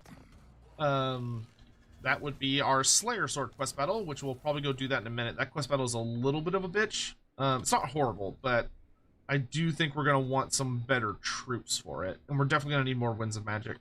I think we'll pick on Wolfheart next. Killing Wolfheart is definitely good to do. Sure. I'll take more income from battles. Great. Excellent. Oh, we got the Bloodstone. Nice. Let me just slap that on my booty hole here. Nice. And we got the... Oh, Helm of Discord. We can combine the Obsidian Amulets. Fused Armor. Perfect Vigor. That's pretty good. I don't think I have Perfect Vigor on Skulltaker. Wow, don't mind if I do. And then this is our support character, so we can do Helm of Discord. Glittering Scales is really good. Glittering Scales is such a good debuff. Yeah, so we'll hang on, that's fine. Banner of Hellfire for you. Coordinate Familiar can stay on our other character, who's going to be leaving this army at some point to be an agent, but not yet. Because I need a Cultist of Khorne. Alright, so what we're going to do is we're going to go out here. We're going to pop Skull Stance so we can get more Winds of Magic. Eventually we'll teleport to Wolfheart, but not yet.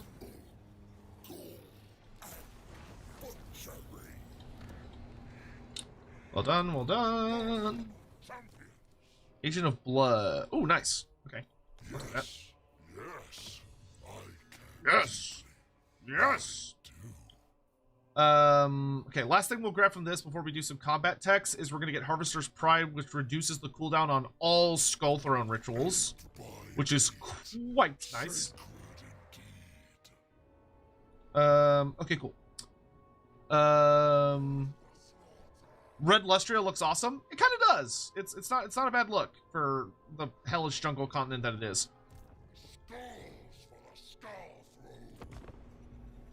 Alright, we can pick up a second general soon because now they'll have buff leadership. Cleo 8, if Scarstick gets Carrick Peaks, all his armies get Stalking Sands plus the new monument gives 20 leadership. Yeah, the new Carrick Peaks building is fucking bonkers. It's like Scarstick is awesome now. Literally, the only thing I would like them to add to Skarsnik to just give him like kind of a mechanic that's unique to him The only thing I would add to Skarsnik is because he's the Night Goblin faction, which the Night Goblins, of all the greenskins, the Night Goblins are the ones that dig down. They're the ones that go deep under the earth. I would give Skarsnik a greenskin version of the Deeps, where he's able to, like, burrow beneath his own settlements. But I think it should be a shittier version of what the dwarfs have. So it should be much more simplified and much more Night Goblin themed. But that's the big thing I would really want to do with him. Okay, we need to catch out Samuel here, who's just playing Ring Around the Rosie with me. So I'm going to hop into March stance so I can cut him off. Trap him between a couple different armies. You are degrading, and I don't have any enemies for you to fight right now.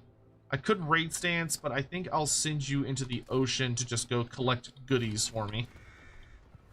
Don't want a new army just yet. I don't think we quite have that economy. We're almost there, though. Yep, that's fine. Raptor, thank you so much for the super chat. Can Lizardmen be corrupted by chaos? Kind of. So Slann cannot. Slann cannot be corrupted by chaos at all whatsoever. Physically, Lizardmen can be mutated, though it is quite rare. It has to be done by, like, a powerful spell that, like, hits them. I don't intend on killing these elves anytime super soon. So sure, I'll take a treaty for the moment. So Lizardmen can be physically mutated, but it takes a lot. It takes so much effort for a Lizardman to be mutated. Like taking a hit from a powerful Zinch spell, or something like being I don't really want to occupy it. That feels like a waste. I'm just skulls. It's fine. Bordalo is dead! Alright, let's grab Legacy of Blood and Skullmaster. So we've got Executioner and Inevitable End, so people cannot heal when we hit them, which is fucking amazing. Do not test my patience with mortal concern. Alright, cool beans. We're gonna run over here and heal up a bit, and then next turn we'll go to war with Wolfheart, and I'll just teleport on top of him. You're gonna take attrition anyway, so why don't you just get some skulls for me and be useful.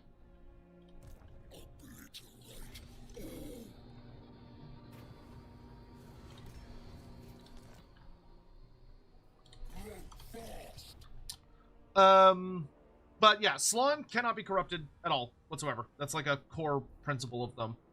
Saurus, Skinks, and Croxagors could be physically mutated. Could they fall to chaos? Probably not. I have never seen anything even remotely close to any evidence that suggests Lizardmen can fall. Lizardmen as a race seem to be pretty heftily immune to falling to chaos corruption, but that I wouldn't go so far as to say it's impossible. I would say that it is very unlikely.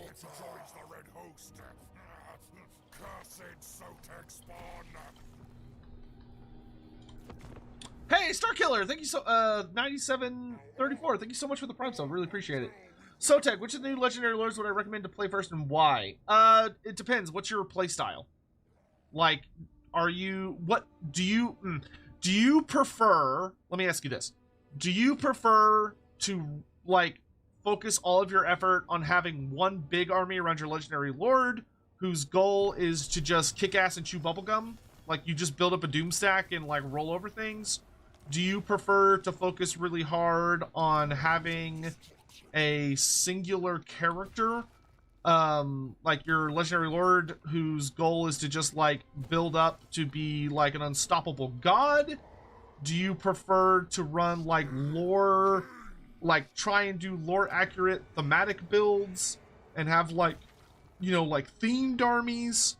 Or do you prefer, or have you gotten tired / bored of a lot of the campaigns that are currently in the game, and you want something like really new and different.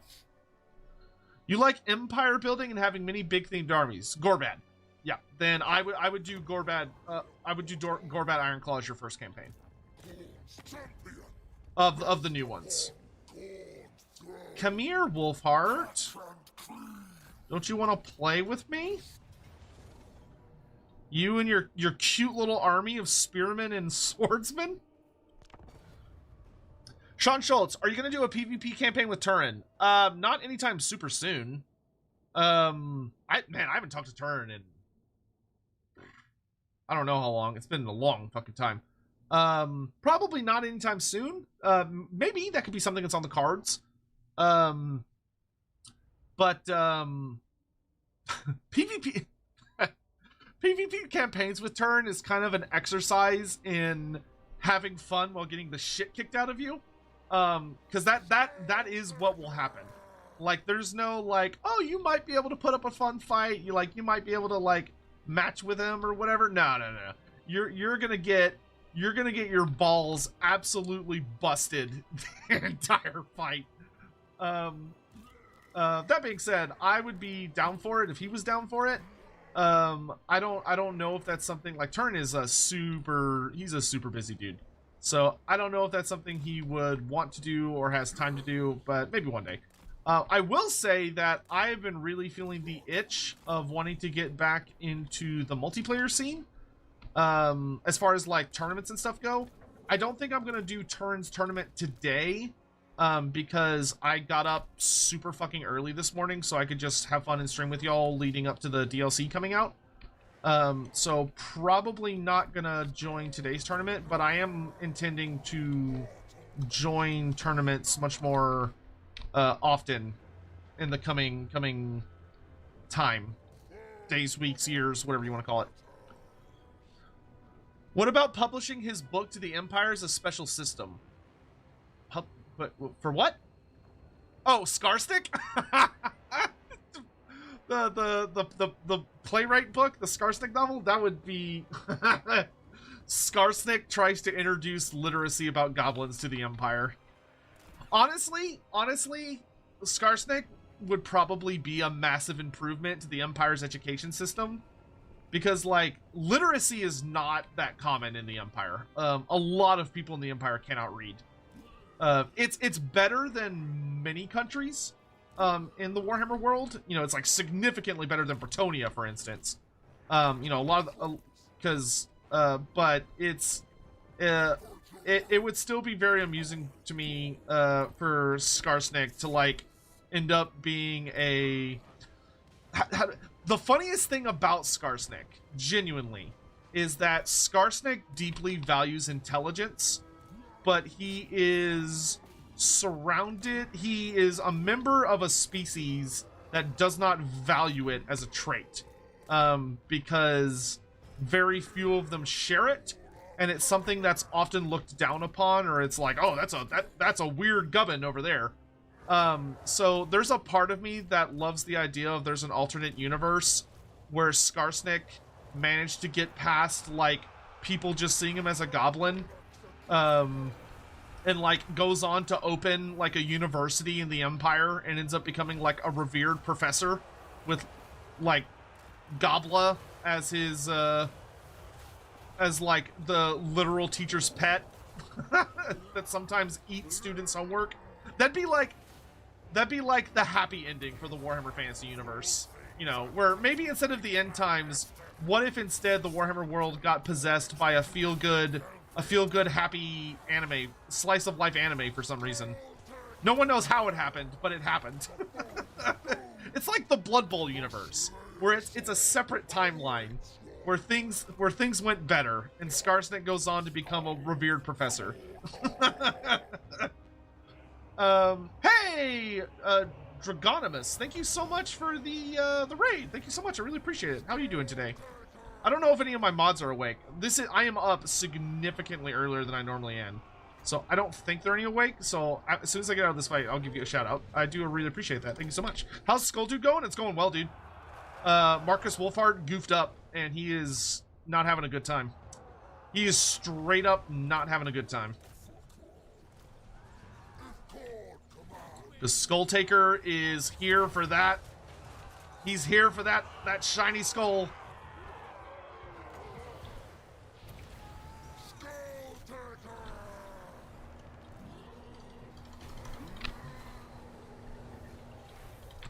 Flesh hounds, make yourselves useful, please.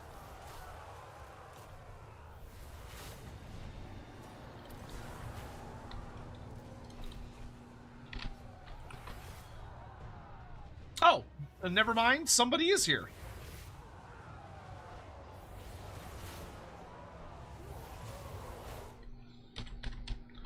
Well, hopefully you had a good time. Oh, Vorn is here.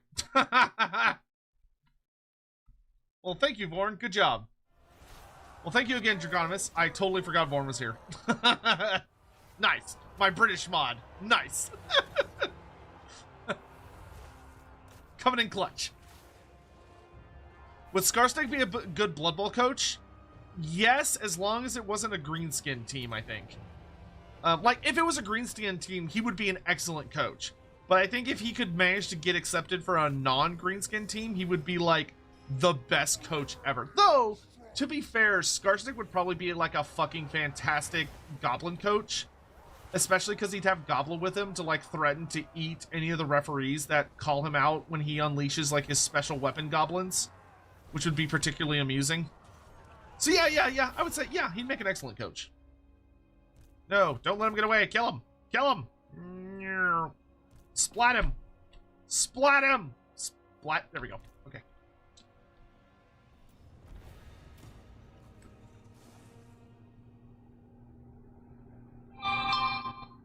Lore-wise, who's my favorite Warhammer character and why? My favorite lore character is Tehinouen. Though, once again, it would change depending on what day you ask me, because there are other characters I could easily say as well. Tehinouen,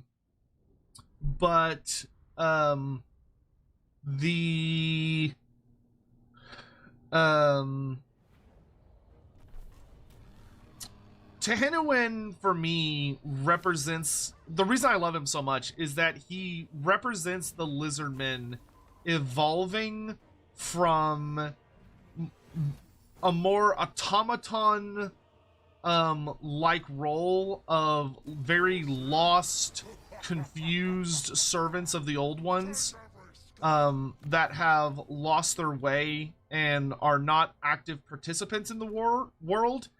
He wakes them up, essentially, and helps them realize that they do have an incredibly important purpose. As they are the world's best hope of defending itself from the predations of chaos. You know, they are the world's best hope of righting all of the wrongs that chaos has unleashed and making a better world, of fixing things. And he is also the only character in the setting who canonically successfully brought about the creation and birth of a god. Which, granted, you may be like, well, that doesn't count because, you know, it was all part of the Great Plan of the Old Ones, so they did all the heavy lifting, and yeah, no, you're not entirely wrong. But, you know, I do think that he still had to do the work, he still had to do the heavy lifting, and bringing a god into reality is insanely intense. Like, that's such a fucking bonkers achievement that it's truly crazy, and I love that. All right, I really want to get to the healing skull or essence. So let's take 1 point in this one, which is like goofy because it's like, oh look, you get 1 billion Khorne corruption. But I'm only doing this so I can eventually get to the... Oh wait, no, that's the Blood Host one. Oh no, I need to go this way. So there we go. Skulltaker. My cloak is further bejeweled. I do love that he says bejeweled, because it just makes me keep thinking that Skulltaker's out there with like a hot glue gun bedazzling the shit out of his cloak when on his free time. It makes him so down to earth and relatable. forgot about my ocean group. Whatever, they're dying anyway. Sotek, why is everyone saying Mazda Money should be a lot more powerful in the game? Because, so, Perhaps you will be different. do I want? No, I don't want. I definitely intend on killing Harkin. I'm just not there yet. So, Mazda Mundi is the Slann in general, from a lore standpoint, are grotesquely more powerful than they will ever be represented pretty much in game. And it's just because of the nature of balance. Like, you know, if the Slann were as powerful in game as they were in the lore, they would be dumb. Like, they would be super stupid. They wouldn't be fun to play against. Oh, we got the Axe of Khorne. Hell yeah. I'll take that. Like, they wouldn't be enjoyable to play with or against, and you would have to make it, like, so much more difficult to get one. Because, I mean, Mazda Mundi is so goddamn powerful that he just approaches a settlement and just kills it. Like, he literally just waves his hand and wipes out an entire well-populated settlement full of people. Just instantly kills them. And does it to such a ridiculous extent that, like, the sight of the massacre he unleashed is like a permanent hellhole that the jungle won't grow back into, and if any people approach it, they have a disturbed, profound sense that something really bad happened here. Or like the time when the Dark Elves tried to invade Lustria, and they were like, yeah, we're gonna go down there and we're gonna kick the shit out of these lizardmen, and they came at Mazda Mundi and he raised the Grey Guardian mountain range in their way. So like, there was no mountains here. These were not here. And Mazda Mundi was like, oh, mountains. And raised, and not only are the Grey Guardians a mountain range, they're a sentient mountain range. So they're like conscious and aware.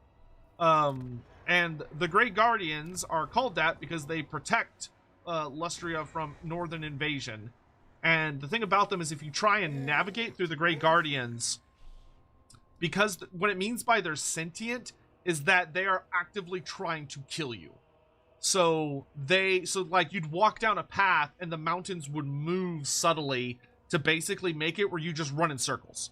Because the Dark Elf army that attempted to attack went into the mountains, and they basically could not get out because they kept getting turned around and the environment kept changing around them, and there was no way for them to figure out how to leave. So they were basically all stuck there and they died. Without the lizardmen raising a single weapon. Or, without it, Mazda Mundi wiped out like a titanic army of Dark Elves without firing a single shot. Which is just goofy. It's goofy. But fun. Wish there was something to represent that in game. Well, ideally, and granted, this is a little bit of a stretch, but I don't think it's that much of a stretch. But I think in a perfect world, the idea would be that that's what the geomantic web should be, because Mazda Mundi used the geomantic web to do that. So the idea should be that if you empower the geomantic web, the more you power up and repair it, it should give you access to more and more powerful abilities, and it should make your Slann especially more and more powerful. Would be the ideal way to do it. I'm working on a video script for it, but I'm not releasing any video stuff about like things I want to see changed in the game right now, because I know CA's just not going to see it. I'm going to wait until after the holidays to release those videos, because obviously I want CA to see it, so hopefully they are things that we can get realistically made. Alright, let's get Warborn, because I want to make my bloodletters extra spicy. See, we could juice up our next blood host or have a higher chance of colonization. I think we'll do the higher chance of colonization for the next one, not this one. So let's do... I'm not going to recruit an army right now. Hungering Blades is always good. Like, this just makes your guys, like, fucking insane. But let's take the next Blood Host will be bigger. Mortal man, or lesser demon, bearing the slayer's How strong is Lord Croak's Hocus Pocus compared to Mazdamundi's? Croak is different. The best way I can explain Lord Croak is that when Lord Croak was alive, he was like the most powerful thing in almost all of GW's everything. Like, GW as a company and all of their different universes, Lord Croak is like in the top, you know, he's a contender for the top spot. He's just stupid powerful.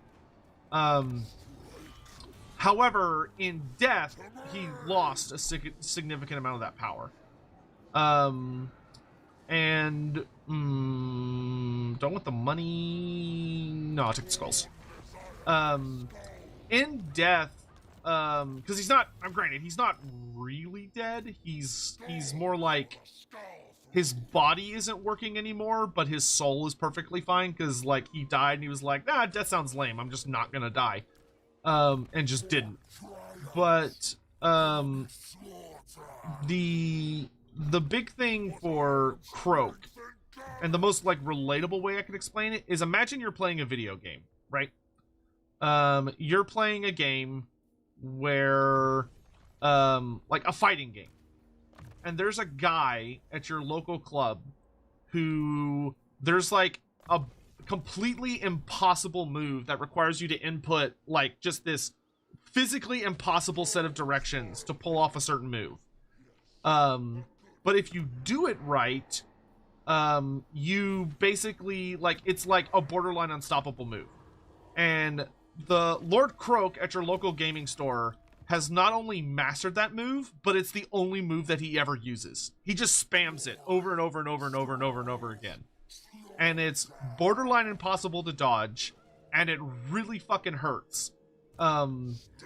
And if you're a magical entity, so you're like a demon or undead or spirit or something along those lines, it hurts significantly more than it normally does, because Croak's just a jerk and hates people that are not material beings. That is like probably the best way I can explain it, of that he's just kind of like out there cheesing.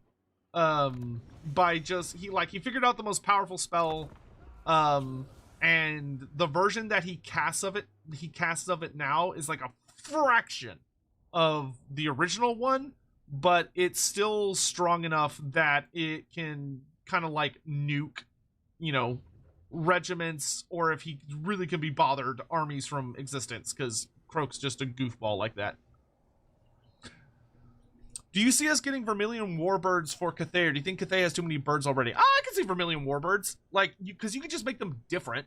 You know, it's like, oh, crowmen are supposed to be, you know, crowmen are infantry-sized bird people, or bird, you know, birdmen, as it says on the tin. But maybe you could say that maybe the Vermilion Warbirds, maybe when they mature, like, I'm just, like, this isn't, like, actual lore, I'm just throwing shit at the wall. Maybe CA could say, like, oh, yeah, when the Vermilion Warbirds mature, they become larger. So they're more like the size of carrion, and they're like, you know, these big flying phoenixes that are carrion-sized. So they're like notably larger, big, angry birds. That have some like, ooh, we got a Bloodthirster, and wow, this is a really good skull host. We got Blood Crushers, a Bloodthirster, and some Exalted Bloodletters. Damn. Yeah, I'll take that. I don't think I can reach either of these nerds. I could run north. I could teleport to one of them and slap them across the face. I think I'm just going to heal. You know what? No, I want magic to make my army get to the top tier. That would be nice, because I'm at bottom tier right now, which makes me sad. So let's do this, and I'm gonna head up a bit. I want them to attack and kill my blood host, because then that will trap them in a bad spot.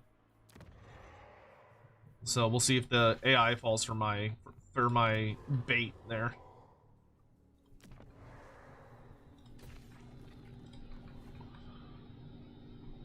Death is cringe, Lord Croak. Yeah, Lord Croak really is the... that is basically the TLDR.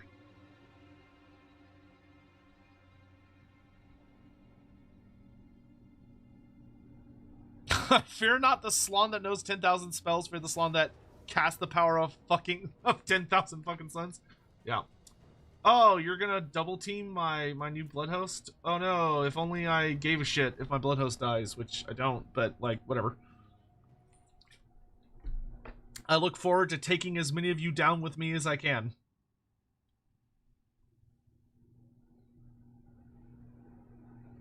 We got a little less than 2 hours until the DLC releases. And if you're someone that's like, Sotek, shut up and give me a review on the game for some reason instead of just asking my thoughts live because I'm like sitting right here. But, you know, you might be that person. If you're that person, feel free to go check out my video over on YouTube that released earlier this morning, which is my review. It's about 30 minutes of me yapping. If that is something you're interested in. And, yeah. Also, if you didn't catch it last night, me and Andy Law did another stream last night here on the Loremaster of Sotek channel where we built a Lizardman city. Well, it was part 1. We're going to do part 2 probably next week so we can finish it before the holidays. But we talked a lot about lore, and Andy is a professional cartographer. For like fantasy settings. He's made a lot of maps for a lot of different settings and is just the fucking goat. So if you're like, oh, I want to see Andy show off his like fucking insane map making skills, then that also could be a really fun reason to watch that stream. How can we make the DLC drop more quicker? So I know a cheat.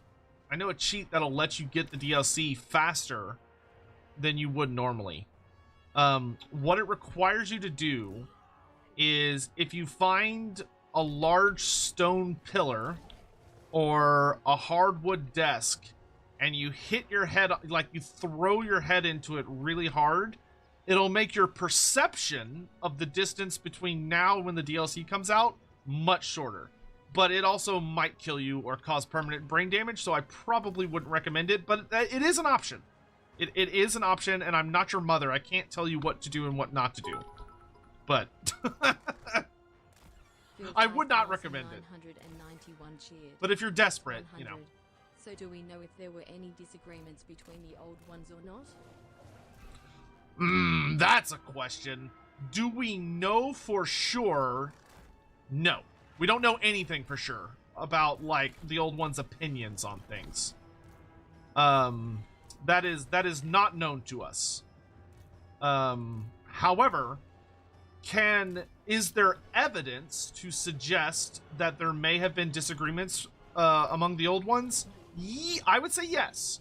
Though granted, that is it is a theory, a lore theory, a game theory, well, a game theory, whatever.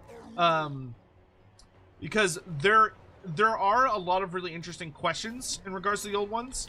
And so when we're talking about evidence, we're talking about things like the old one Rig. So Rig is an old one that is heavily associated with concepts of femininity, of the female form. She seems to be credited with creating the females or the women of certain species.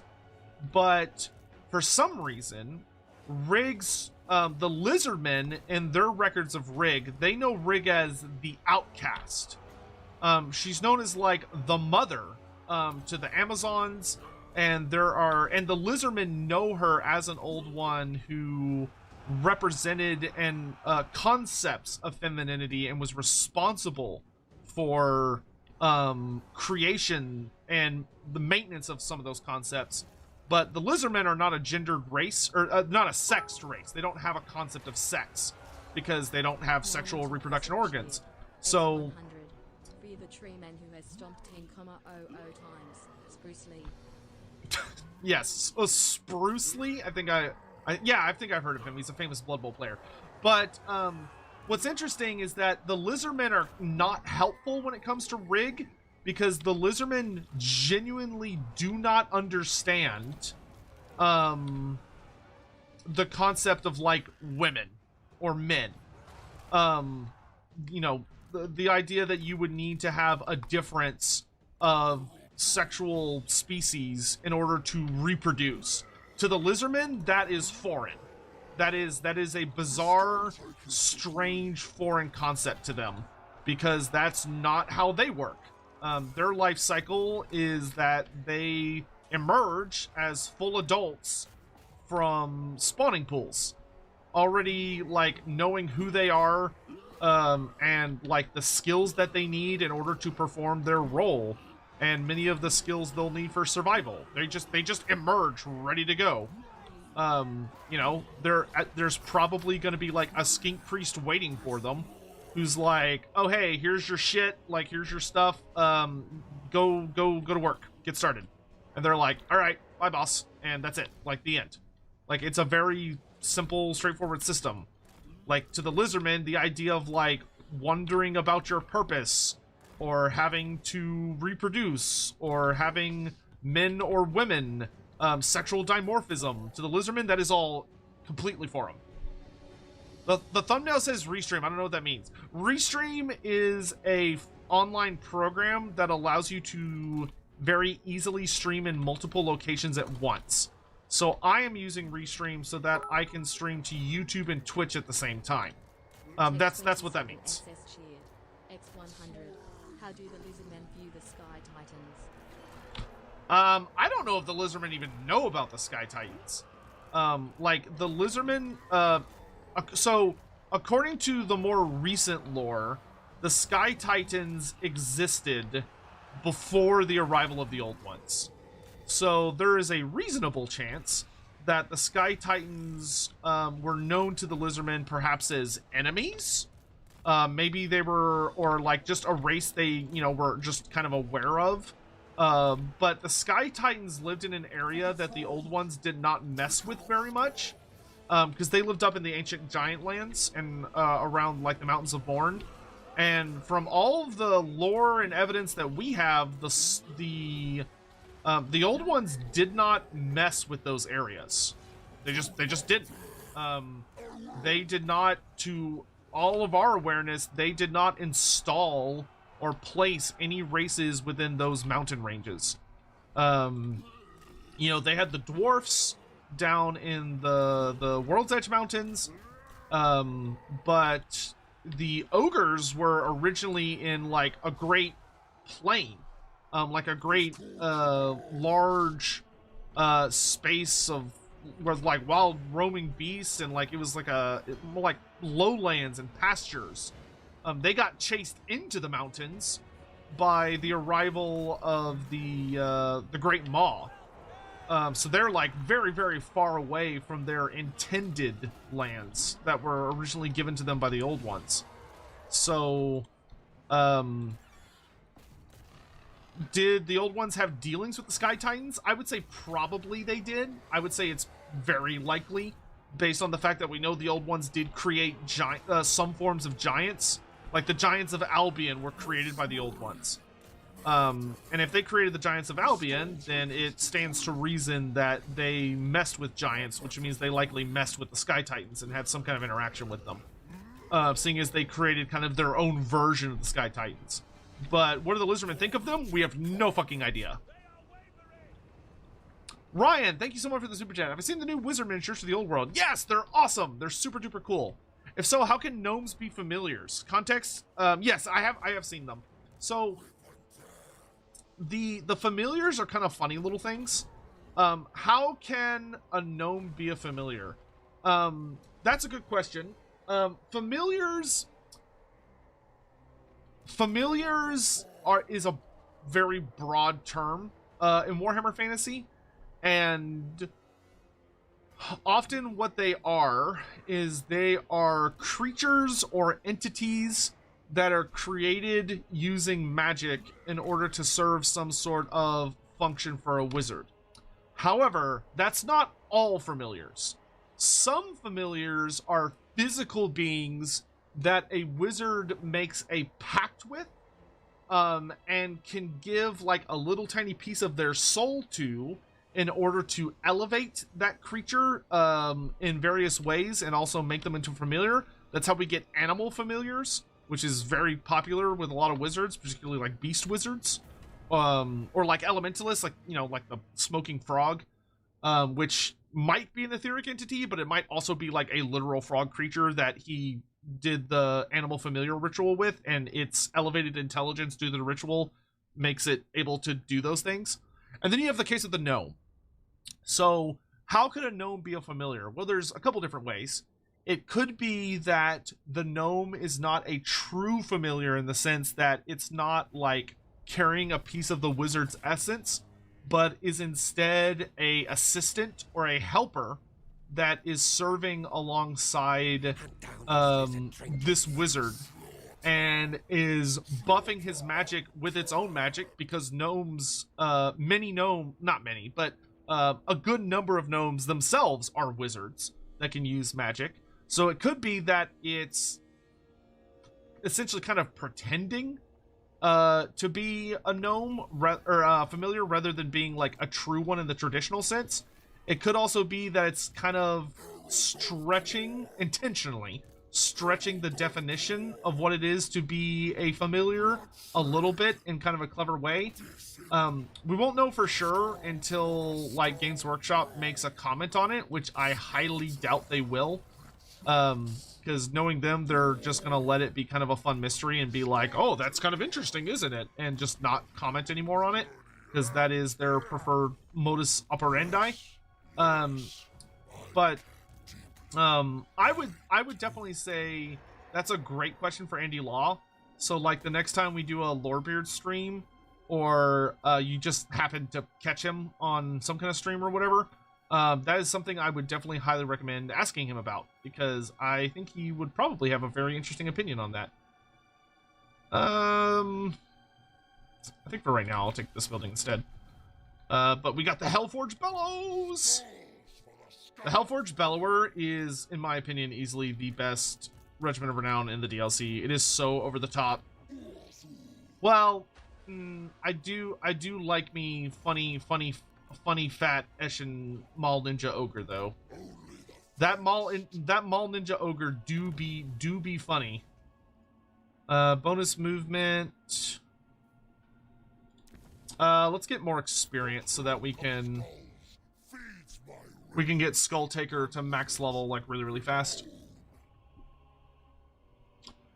All right. I guess I will haul butt over to the Temple of Kara, because I think my Blood Host should be able to track down and beat this army pretty well. Let's go ahead and combine a lot of these units so that when he inevitably gets attacked, he stands a bit better of a chance. He's probably still gonna die, but you know, he might be able to take him out. Die well. I do need to start buffing my Blood Hosts. Ooh, I could give Skulltaker more movement, though. Because if I move over here, and then I summon an army to kill... Oh, wait, I can do a Skull Throne.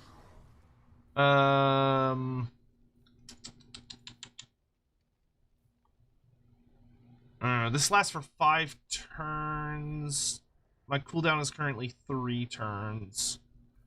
I'm gonna take Hungering Blades. Those defeated shall serve Khorne in their way. Okay, we're gonna summon an army on top of me. I'm gonna kill it.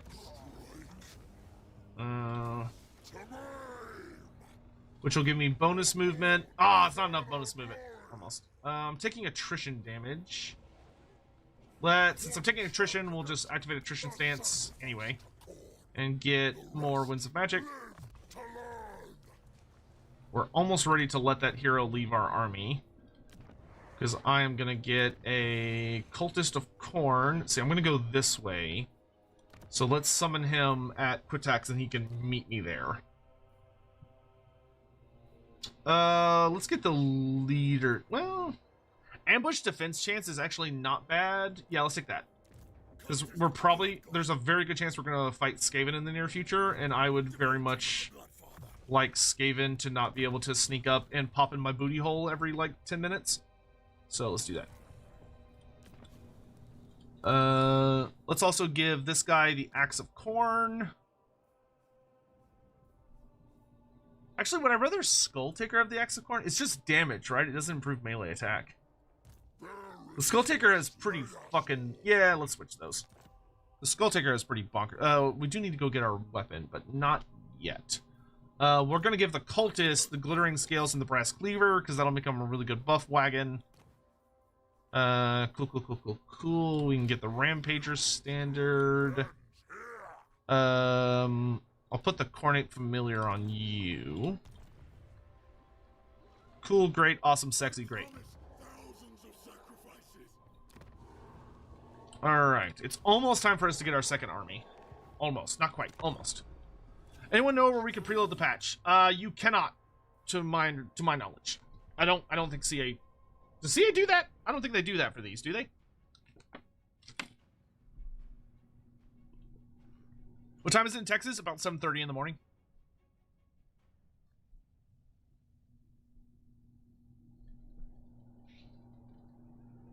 Yours is a fine skull, but we have other things to discuss. Do y'all think that's how Skulltaker flirts? Telling people they have fine skulls? Oh, this would let me get Dark Elf units. That'd be kind of neat. Sure, I'll have Dark Elf servants. I'm willing to tolerate that. I'll let you keep your skull. The Bloody Shackle. Ooh, regeneration. Ooh, that's really fucking good.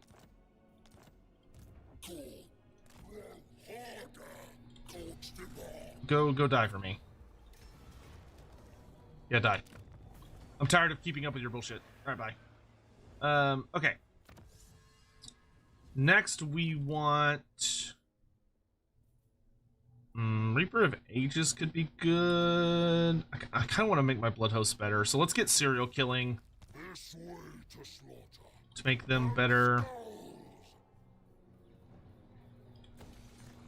I want Sotek maxed out because I want top tier medicinal herbs because those are so goddamn good.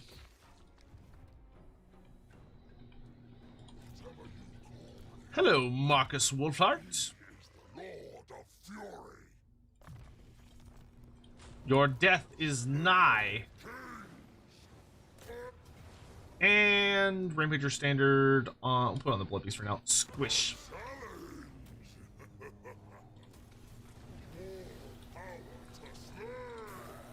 Oh, Executioner's Axe. That's not bad. The Slaughter Guard, that's really good. What's the Bloody Shackle is a talisman. Oh, but it's only one use though. So like it's a lot of healing. It is a shitload of healing, but it is only one use. Might slap that on. We might put that on our next Lord. That might be a good item for our next Lord. Wow, we're getting so many weapons. Jesus Christ. I mean, cool, but you know, variety is the spice of life, as they say. First among champions. Okay. Khorne's command. Cool. I'm gonna go over to the Temple of Kara now. The locus of fury drives us.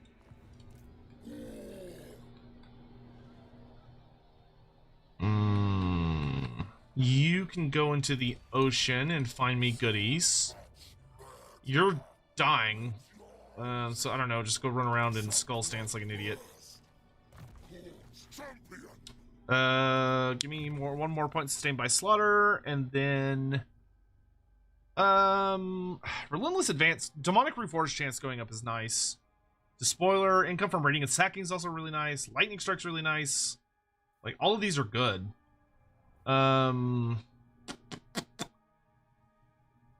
I think I'll take Lightning Strike. Do not test my patience with mortal concern. You head for there. More wood, please. Oh, nice, I could see it. Oh, but I'm in March stance because I'm an idiot. Outpost available. Yes, the Blood Hall. Perfect. Ally missions. Accept. Cool. I think we can go ahead and get... I'll wait until these buildings are finished, then we'll get our second lord, because there's no point in paying the upkeep.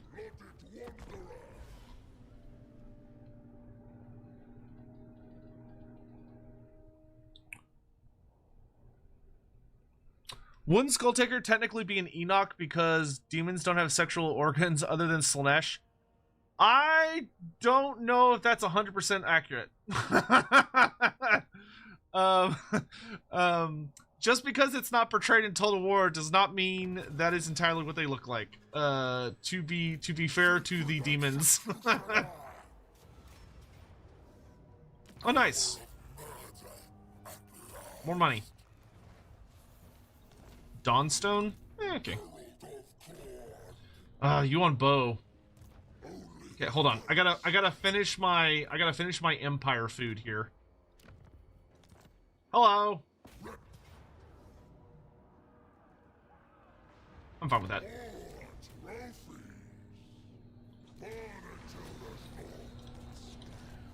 Ah, good. They're all dead.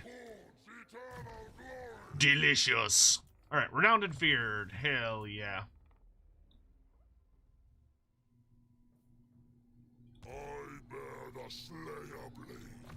What need I of aid? Do you though? Because I haven't done that battle yet.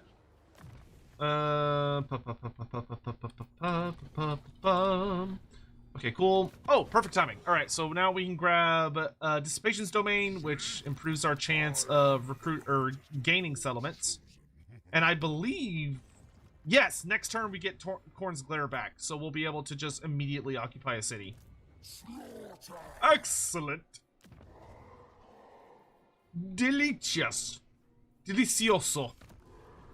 And my cultist is almost here. Perfect. Oh, I have a lot of movement. Want to wait for my cultist to join me, but I could go down here and recruit more units. Decisions. Where is this? Oh, Brion. Brion growth for now. Skull Cloak. Movement or I'll save up. Alright, that's fine. Let's throw it in park. And let's grab more. We need way more bloodletters. Daddy needs more bloodletters. And you on bow, I think, is next on the menu.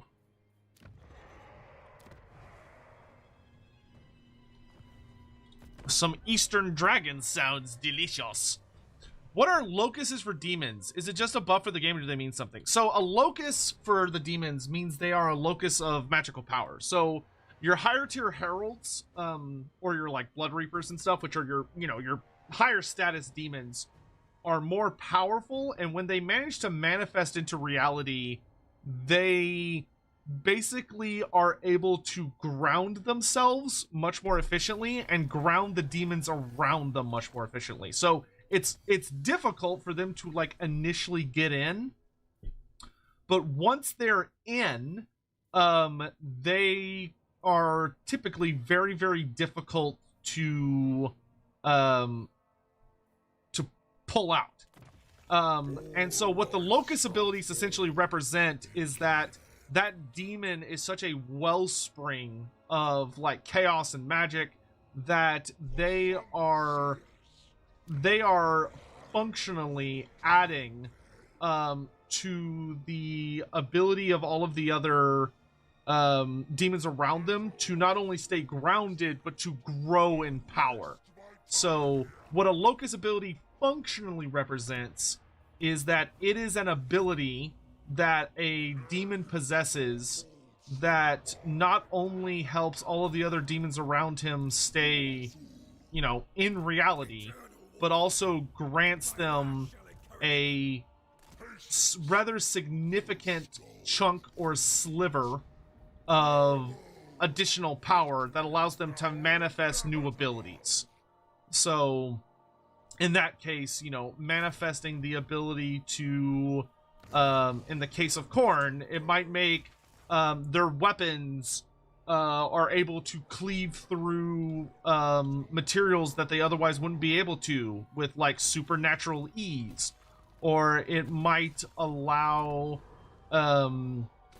like Nurgle demons to start regenerating as their wounds are sealing and their bodies are more easily anchored into reality. Or Slanesh demons might get even faster, or they might start bleeding out a more efficient musk that distracts and distorts reality for their enemies. And so it's different like abilities of the demons that are things that they're easily and more casually able to do within the realm of chaos itself, being brought into reality.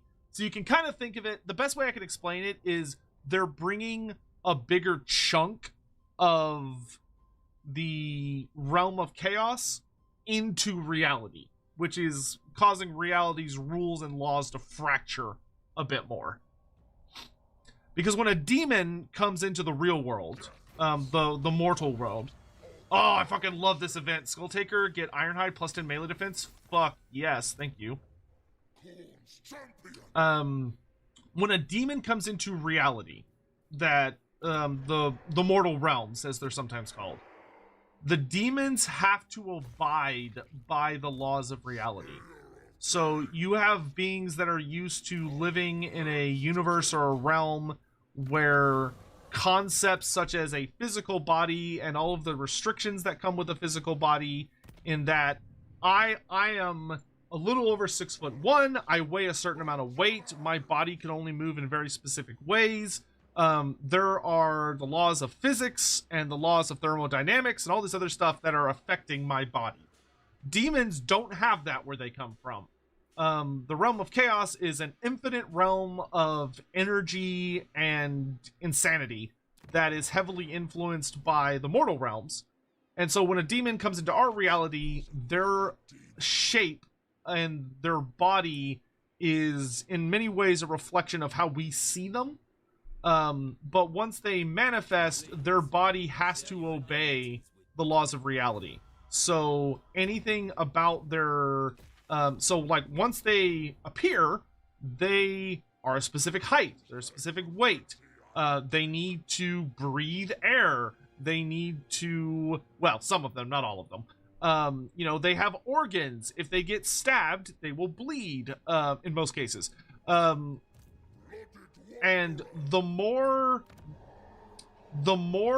demons are able to bring magic into the situation, like the more they empower the area around them and reality frays more and more and more, the more reality fractures, the less the rules of reality have to apply. So things can get really messy and really complicated really fast. Which, if you're someone that's dealing with it, gets fucking nightmarish pretty fucking quick. Because then you start dealing with situations like you're fighting against the demon, you swing at him with your sword, and he just kind of phases out of reality as your blade just cuts through thin air, and then he reaches forward and rips your face off. Which you're like, well, that's bullshit, he just cheated. And yeah, that's chaos in a nutshell, they cheat. Ooh, disciplined, hell yeah. Hopefully that made some kind of sense. You may have heard all that and you're like, that man just said a lot of words, and I technically understood some of them, but I, like, which would be, yeah, I would say, like, fair. Hopefully that was not too much word vomit.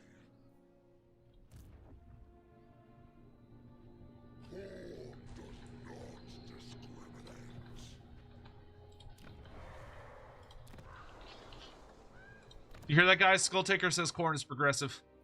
Okay. Nope, forgot about them. Yeah, whatever. Are there any good stories about a Slann versus Lord of Change?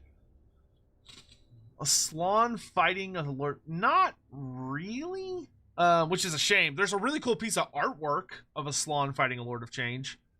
That is a depiction of the Cataclysm. The only story that I actively remember that's like a fight between Lizardman and a Lord of Change is one of my favorite stories because it's kind of goofy, which is that there was this big bad Lord of Change that showed up during the siege of Hexawatl, which was very, very recent, and it's like right before the end times. In the siege of Hexawatl, there's this the Vashnar the Tormentor is attacking the city, and the whole thing's a mess, and like there's it's mostly an army of mortal followers of Chaos being backed up by Chaos Dwarves and Dark Elves. So pretty nasty force, but it's got like a nice mix. But there's not that many demons in it, if any, really.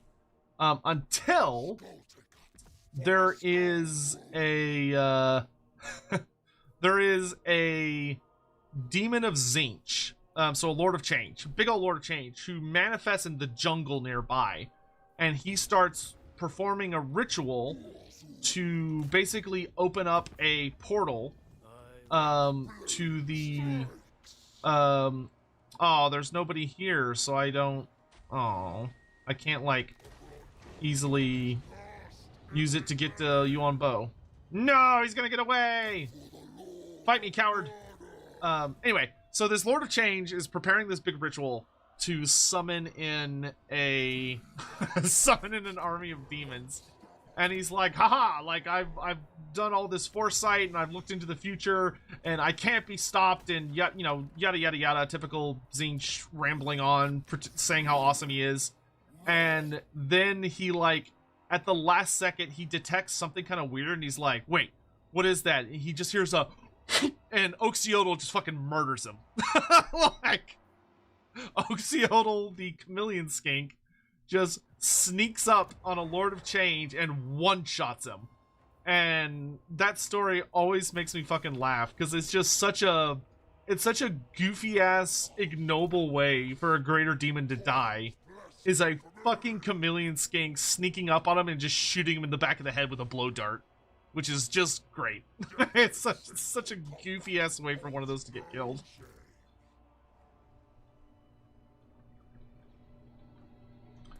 Like, you know that Lord of Change, when he remanifested in the Realm of Chaos after dying, must have been so butthurt. Like, he must have been so upset.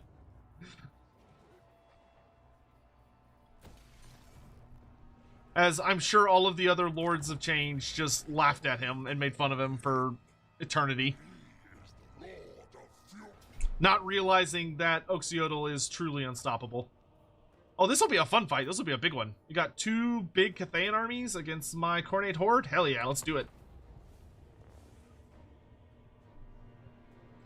That's on the level of Be'lakor being stoned to death in the battle recap. Okay, I would say that Be'lakor being killed by Tic-Tac-Toe is a degree higher of embarrassing compared to Oxiodal, because at least Oxiodal has like a well-established lore history of, like, you know, he Rambo'd his way out of the Realm of Chaos and walked all the way back to Lustria, and apparently took a very convoluted path because he went through Koresh for some reason. But, you know, in Oxiodal's defense, it took him like it took Oxiodal like,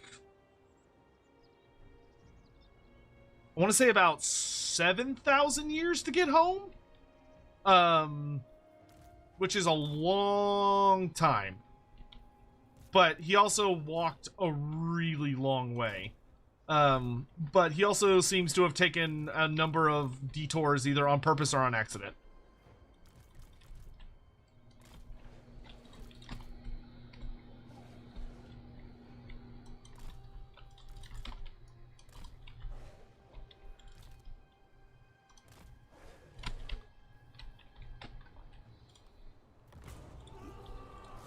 Oop, forgot my Furies.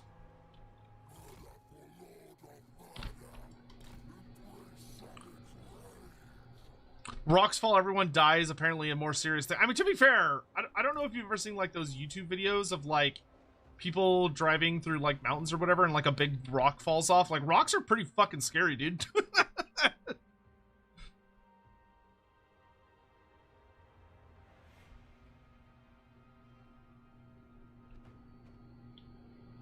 I'll always love Oxiodal. I will always appreciate someone at Games Workshop deciding that a chameleon skink should be the John Wick of the Warhammer verse. Because it would have been so easy for them to be like, oh, the most badass lizard man fighter, like, when it comes to just devastating everything and just being unstoppable, should be like the guy on the big dinosaur, or this other thing, or this other thing. And someone was brave enough to be like, what if it was a fucking skink? And not like a melee skink, not a wizard skink. It's a little guy. It's literally a little guy with a blowpipe. And they were like, yeah, let's do that. Great, awesome. He's just a guy. He's just a little man. But like, goddamn, if he isn't in reality like one of the greatest war criminals the world has ever seen. Using toxins made from the blood of demons to make poisons that are so powerful and efficient that they fucking can kill like great unclean ones and greater demons, which is insane. But goddamn if I don't love it. Hey, Gingivitis, you're up early. How are you doing? Do you think Oxiodal could have encountered Malekith in the Realm of Chaos? He could have, yeah. That's very possible, and would have been quite funny. It would have literally, I feel like it would have just been that meme of, you know, the meme of the two people that are driving cars past each other and they're like leaning over looking at each other? I feel like it would have basically been that meme of like Oxiodal running that way away from Fleshhounds of Khorne, and Malekith running that way away from Nakari, who was hunting him the entire time. Like they just kind of zoom past each other.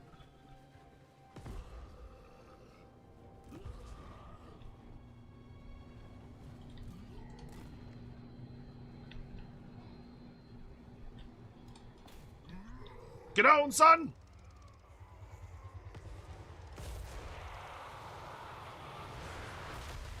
That never gets old. Fucking love this unit. I need to get rid of these blood beasts. I don't like blood beasts in my demon army, but I'll wait until we have something to kind of replace them with. I want to get rid of all the enemy ranged units.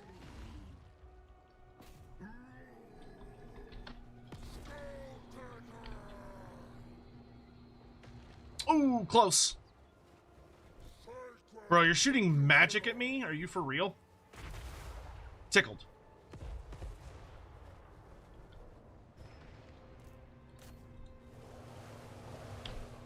Alright. Bloodletters! Forward!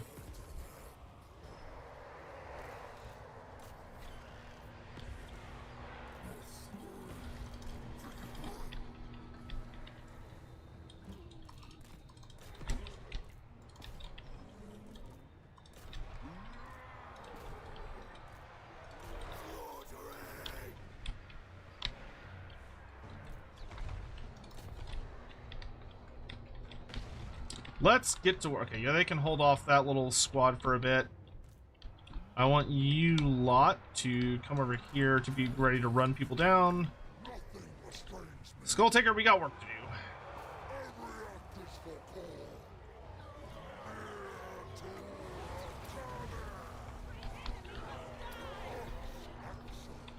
It's gonna take me a hot second to get over to you on bow.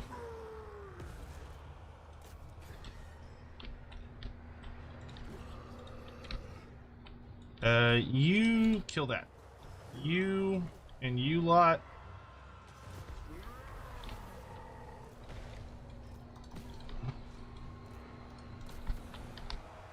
And here he comes. Come here, dragon boy.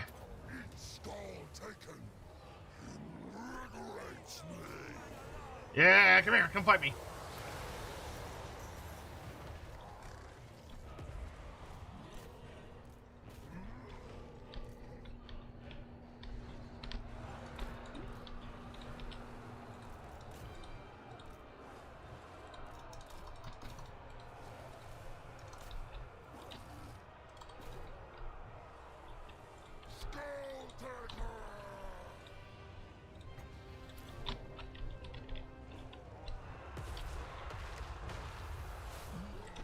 little bit of friendly fire there. Okay, Furies!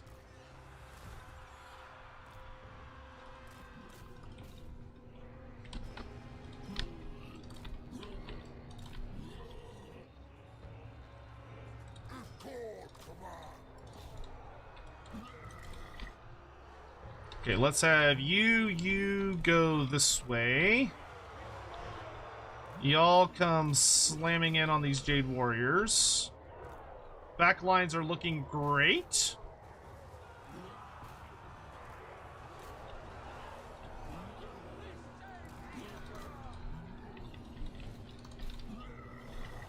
Everybody get on in there. Furies, let's start killing archers, please. God, that is so many archers. Do a little buff there. Is he still human form?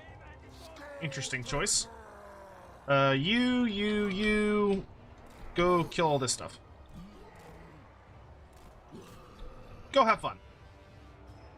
Kill everyone.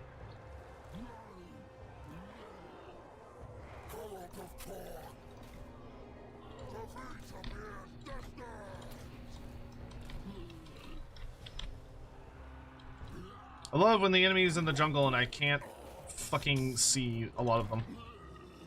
I don't care if you hit the Furies, fire.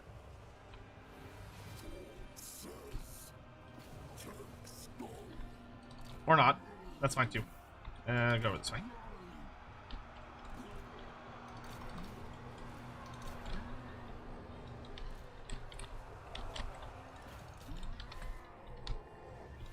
Okay, everyone that is not Skulltaker, go on, get. This is my fight! Oh, that's not Skulltaker. You're Skulltaker.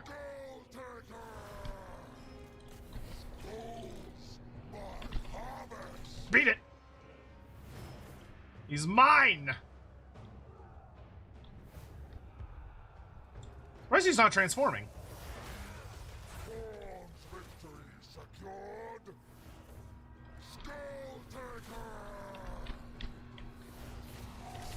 Is this very hard? Yes.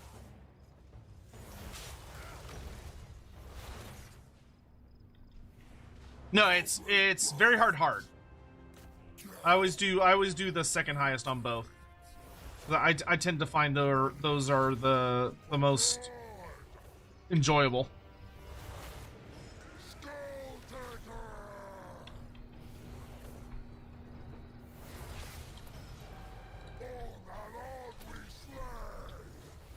Execute! Execute!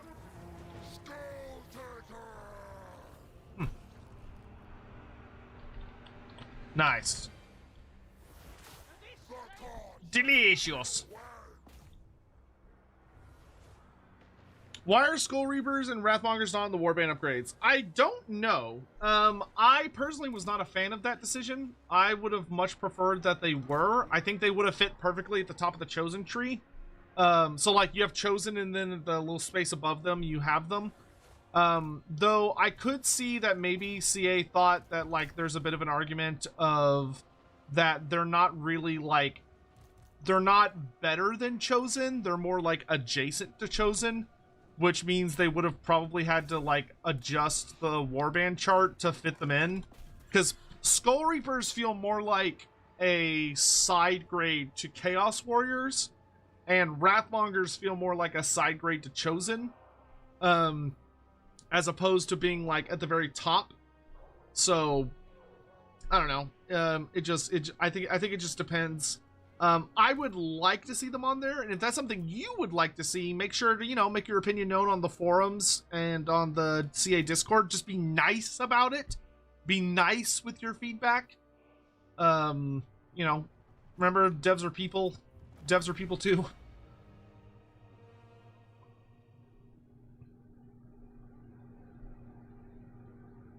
I can watch the Join the Ogre Kingdoms videos / song all day. Yes, the Ogre Kingdoms tavern song is fucking goated. It's great. I love it very, very much. How much longer? 1 hour. 1 more hour. Oh, that actually reminds me. I just remembered. If this is like not, this is, you know, forgive me, this is just me doing business, but a little bit of shilling of that. If you would like to support what I do here on the Loremaster of Sotek channel, while also picking up the DLC at a discount, I do have a partnership with a company called Fanatical, which tends to offer discounts that are better than the ones you'll find on Steam. Because of the way CA does these DLCs, where you can't pre-order them, you can only buy them like once they come out. It won't show up on their website until after the DLC is released, and it might not be immediate. It might take a little bit. I am by no means saying that you should wait. You know, if you're like at home and you're like, I'm ready to buy this thing and fucking play, then by all means, please do and have a great time. But if you're somewhere out there where you're not going to be playing it right away because you got work or life or whatever, and you want to save some money and help me make a little money, if you would consider using my Fanatical link, you can do that. I've got it posted in, if you go look at my review video, it's the top comment. It kind of explains everything. I will update that link as soon as I can with like the upgraded version. But you know, that'll have like the new information. But that is my spiel. I'm done now. Thank you. See, if I get Ferocious Hunters, it'll upgrade my Fleshhounds and Furies. Hellforged Engines, though, is my Cannons and Bloodthrone. Harbingers of Death is Soul Grinders and Bloodthirsters. So all of them are like 2 different demon units. I feel like I'm going to have more Fleshhounds in my army than I am Engines. And Engines doesn't give anything I really want. Like, if it gave ammo to Skull Cannons, I'd do that. But, though melee attack and weapon strength, I feel like is better than just, well, speed. Speed's pretty good. Yeah, let's take speed. That's fine. Do not test my patience with mortal concern. Alright, let's grab Cleave and Deadly Onslaught. There's no price on Steam? Yeah, because you can't buy it yet. Yeah, it won't show until it's like out because of the way CA is handling the DLC.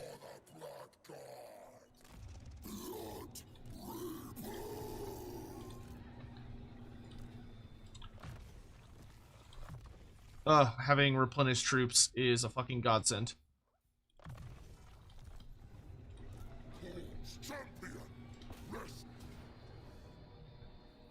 Oh no, my Furies. Oh, my Furies survived again? Wow, look at them go. They're rolling really well on their demonic reforging check.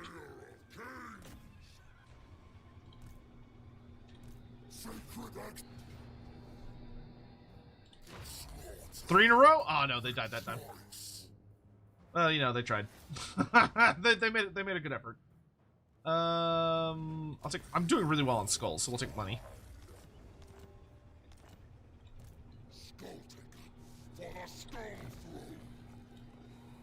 Alright, we can grab Khorne's Chosen, which makes our bloodletters insane, which is great. But necessary for success. Slow and steady wins the skulls. That's not how that phrase goes, Skulltaker, but, you know, whatever floats your boat, I guess. Do I have enough for a cool skull? No. I want this skull. How much more essence do I need? I need 45 more. Okay. Yeah. It's worth it. It's worth it. I'll take more growth. Because growth makes Sotek a happy man. I like when things get all big. Quick tax, since I'm going to be building an army here for a bit, let's do a Simmering Anger so we get, like, big upkeep production. Yes, Exalted Bloodletters. Yes. And then let's grab some Fleshhounds.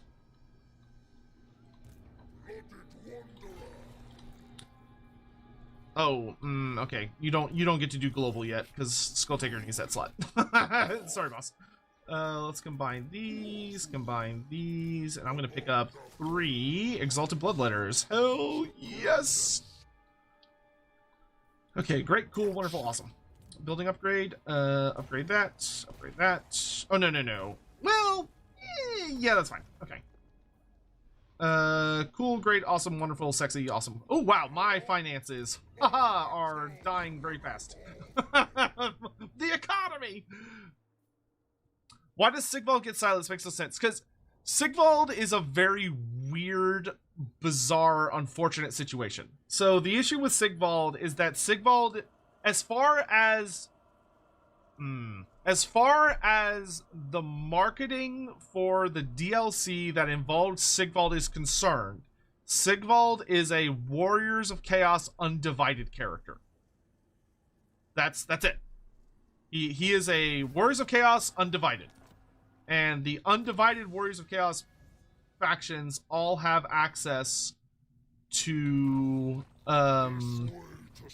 Scylla. Therefore, he gets access to Scylla. I know it's dumb. I know it's weird.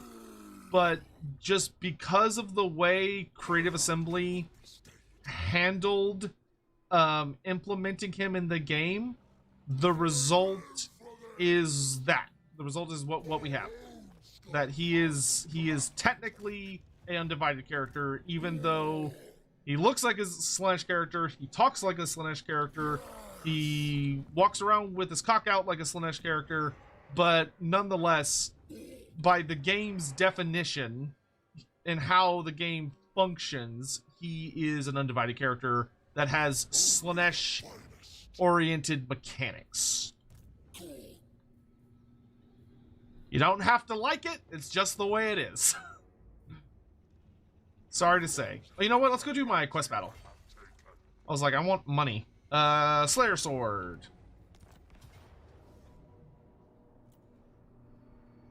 I'll give additional leadership to my Furies, that's fine. Let's put Icon of Endless War on my Hellforged Host. And let's put the charge bonus banner on my Blood Crushers. Oh, wait. Oh, and okay, that's fine. Whatever. We'll deal with it later. All right. Is Scar a Khorne character only? Yes. Scar Bloodwrath is available to Valkia and the Khorne characters. And I think also the Demon Prince. I think the Demon Prince can get him as well. Can I explain the difference between a Thunder Tusk and a Stonehorn? Yes. Hold on. Speech. After that, I'll explain it. Champions of stunted mortals, why sacrifice your chanceless servants when you can meet me on the front line? Are you not worthy? This place, this lingering stench of defeat. Sigmar should have died here. Today, you will die in his stead. Dowry, prove your worth. Show your strength so that I may imbibe it. For I thirst and thirst. Okay, there we go. Are your skulls but fodder for the throne? Or are they destined for my mentor? I actually really like this quest battle referencing that Scarbrand got his ass kicked by Sigmar and he's still really butthurt about it thousands of years later. It's just funny. The man lost to Sigmar and has never been able to let it go.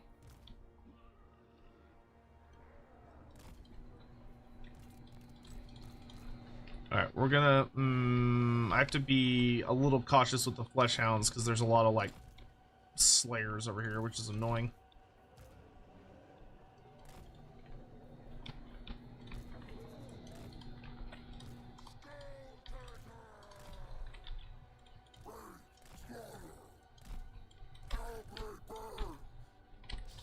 Let's actually do it that way, that way. Do that, and then that, and that.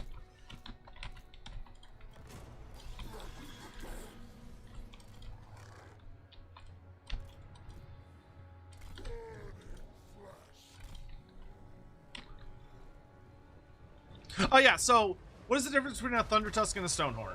So the difference between a Thunder Tusk and a Stonehorn is that a Stonehorn is a significantly more combat-focused entity.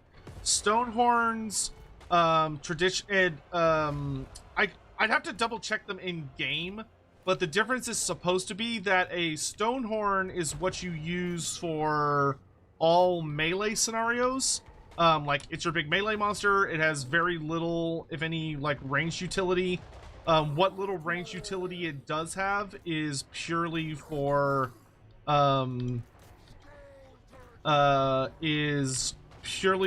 things like, the hunter on the back, where you can put a hunter on the back and he throws things at people, or you can get an upgraded version, that has a, you can get the upgraded version that has the harpoon launcher, but it's not really meant to do range combat. It's much more meant to do combat of with a focus. It's meant to go fight, not fight at range. So the Thunder Tusk is the opposite. The Thunder Tusk is more of a support piece that is meant to be used to bolster your to weaken enemy troops, debuffing them with its various frost effects. And then in addition to that, it's supposed to have a very powerful shooting attack that's really good at screwing over and dealing damage to enemy troops.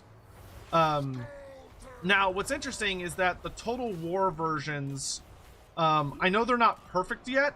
So, like, a good example is that the Total War Warhammer Stonehorn is actually missing Frenzy, and Stonehorns are supposed to have Frenzy just base. Though that's something that's been pointed out to CA recently, so that's something that they will hopefully fix very soon. But that is supposed to be kind of the main difference, is that the Stonehorn is supposed to be much tankier, much higher armor, better at being thrown into combat and just destroying enemies through that method. And then you're supposed to have your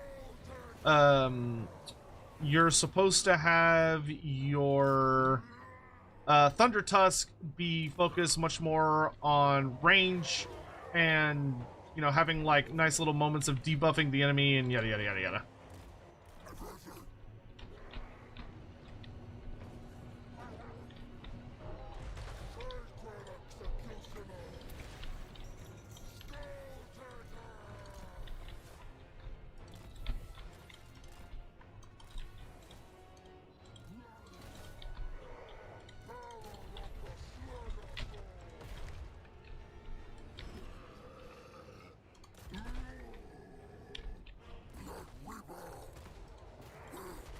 Kill them all!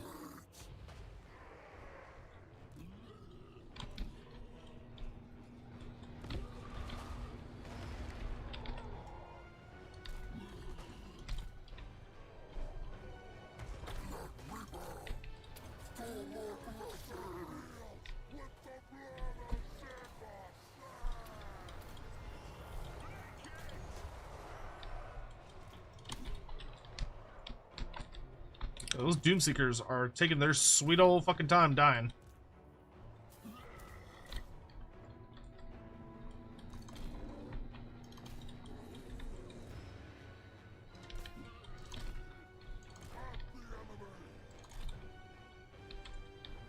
Every act is for Khorne.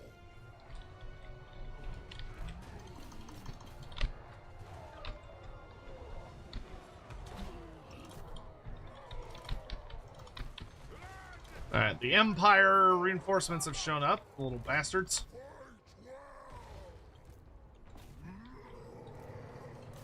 You lot, come help out over here.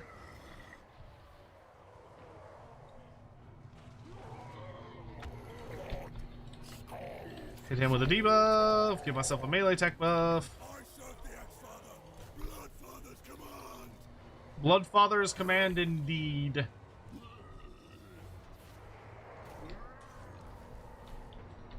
Alright, this is all looking pretty good.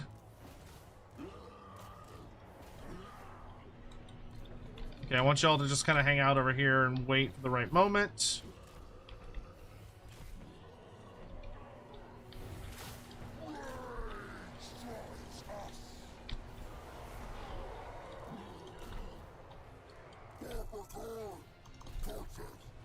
Get over here, buff wagon! To me, I say!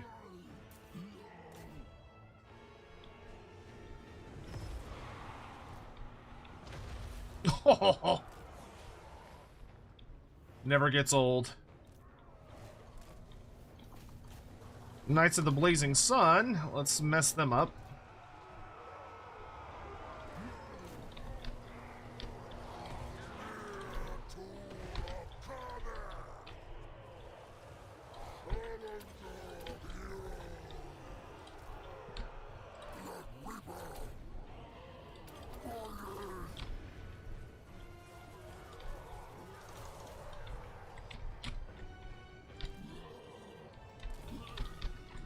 Man's just over there doing sick kick flips. Alright, let's dive in. You two, let's get on the knights.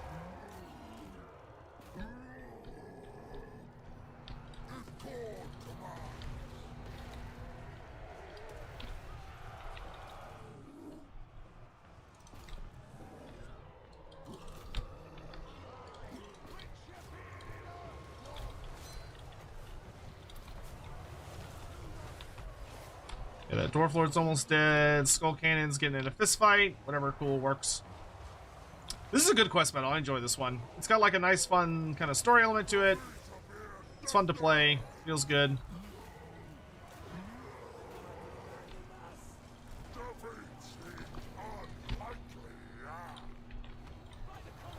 Attack.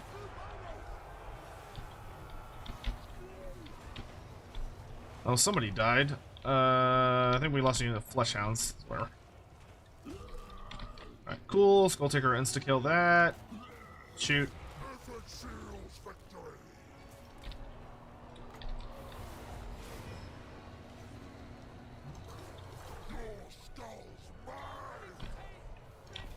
Get him! Get him!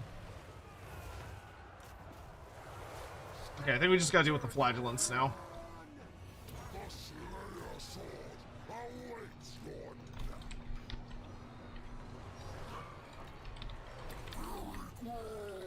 Oh, I gotta kill that dwarf character. Will I continue doing all the Omen of Destruction character campaigns? Yeah, my goal is to play through all the campaigns on stream. Most of what we've been doing lately has mostly just been showcases. To like give everyone a chance to like see things, answer questions and all that.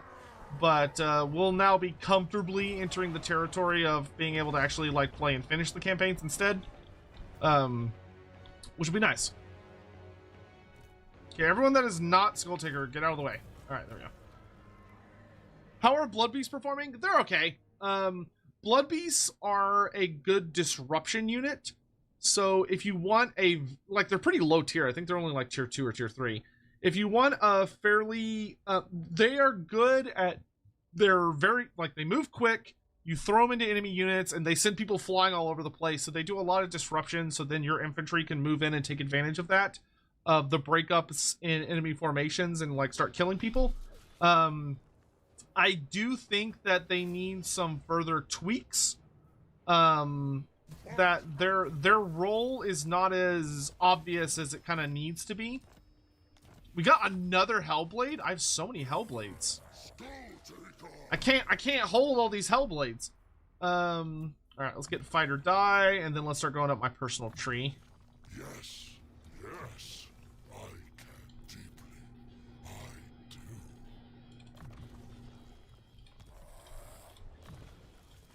I know they don't mean to, but every time Skulltaker talks, he just sounds like he sounds very horny about something, pretty much all the time. Temporary dissolution. I stalk the Oh, nice. Okay, so we can pick up Heralds of Khorne's Fury and Khorne's Bloody Fist. Victory is now inevitable. inevitable. So I think I kind of want to drop the blood beasts for, I think, Furies. Perhaps it is time. I do work best alone. We shall refuse no battle offered. Oh, I didn't get any essence for that. That's sad. Good. There we go. Slaughter.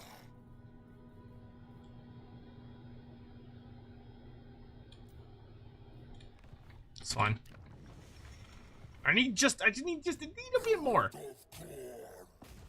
Let Reaper take Skull. Holy shit, he had a 100% chance to assassinate. Man's like, I'm fucking ready, send me in, coach. I'm gonna kill him. For Khorne's eternal glory. Blooded wanderer. Alright, yeah, Hellblade's good on you. On our new character, why don't we give him the... Oh, God, Executioner's Axe is really good, but I think it's a better support weapon. So we'll put the Hellblade on our new character. Oh, but the Obsidian Blade's also... I think the Obsidian Blade's actually probably better. So we'll put the Obsidian Blade on our new Lord. I don't think the other Trickster Shard is particularly great for Khorne. Armor of Silver Steel's not bad. Khorne doesn't have a lot of armor, so getting some more armor is not bad. We can combine these talismans. Oh, nice. I can get rid of the Crown of Commands. Armor of Destiny. Oh. Oh. I actually think fused armor, I think, might be better on Skulltaker. Like, perfect vigor is nuts. Yeah, so let's put the Armor of Destiny on this guy. Yeah. I think that'll work. And then here's a bunch of random shit, my dude. We do want a blood letter for that army. Let's get Reaper of Ages, so I can get him a decent one. Hendrik, did I see the Old World Wizards with gnome? Yes, I did see the gnome, and it made me very happy. The gnome is delightful. I'm not going on the Discord. It's a mess. My Discord? Why? Something on fire?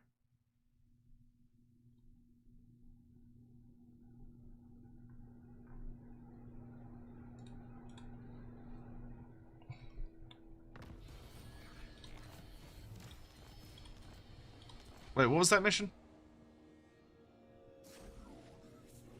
The floating pyramid for a shitload of money? Yeah, I could do that.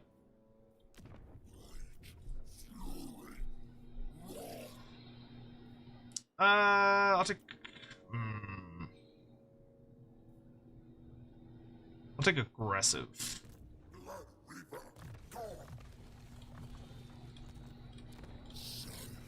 I will also take a cultist who... I guess I'll also take an aggressive cultist. Cultist of the Blood God. I will send them into a further.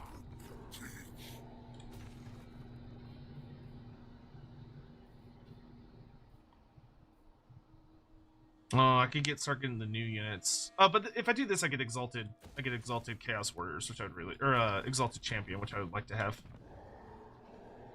Waddle's almost ready!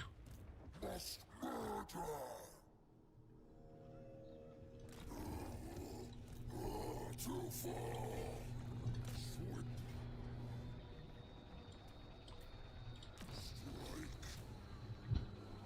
Strike. To me! Khorne desires their skull. What am I taking? Oh, I'm in the swamp. Taking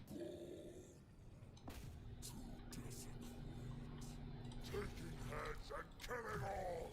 There is nothing. Kill! Okay, we get max replenished troops, hell yeah. We got that, so let's go back to Rage Within to make my infantry as good as it can be. Sacred intent. Ooh, instantly replenish my army from damage. Or I can get instantly replenished movement. Yeah, I'll take that. Carnage feeds my soul. Skulls Fucking love that. resplendent. So this is raise or sack. Okay. Can I reach it? I can. Ooh, yeah. Oh, that's so much money. Khorne's so funny because you're like, I'm rich, I have so much money, and then like 5 seconds later you go, oh, never mind, and it's gone. It's all in. It's just down the toilet almost immediately. I'm not too worried about replenishment yet. So let's do a turn of skull harvesting. I want you to prepare for this guy to land. So, oops, I moved too far. Well, whatever. Just stay in that stance then. Give me more skulls. Infinite skulls. Skulls for everybody. I'm gonna have 2 more of those.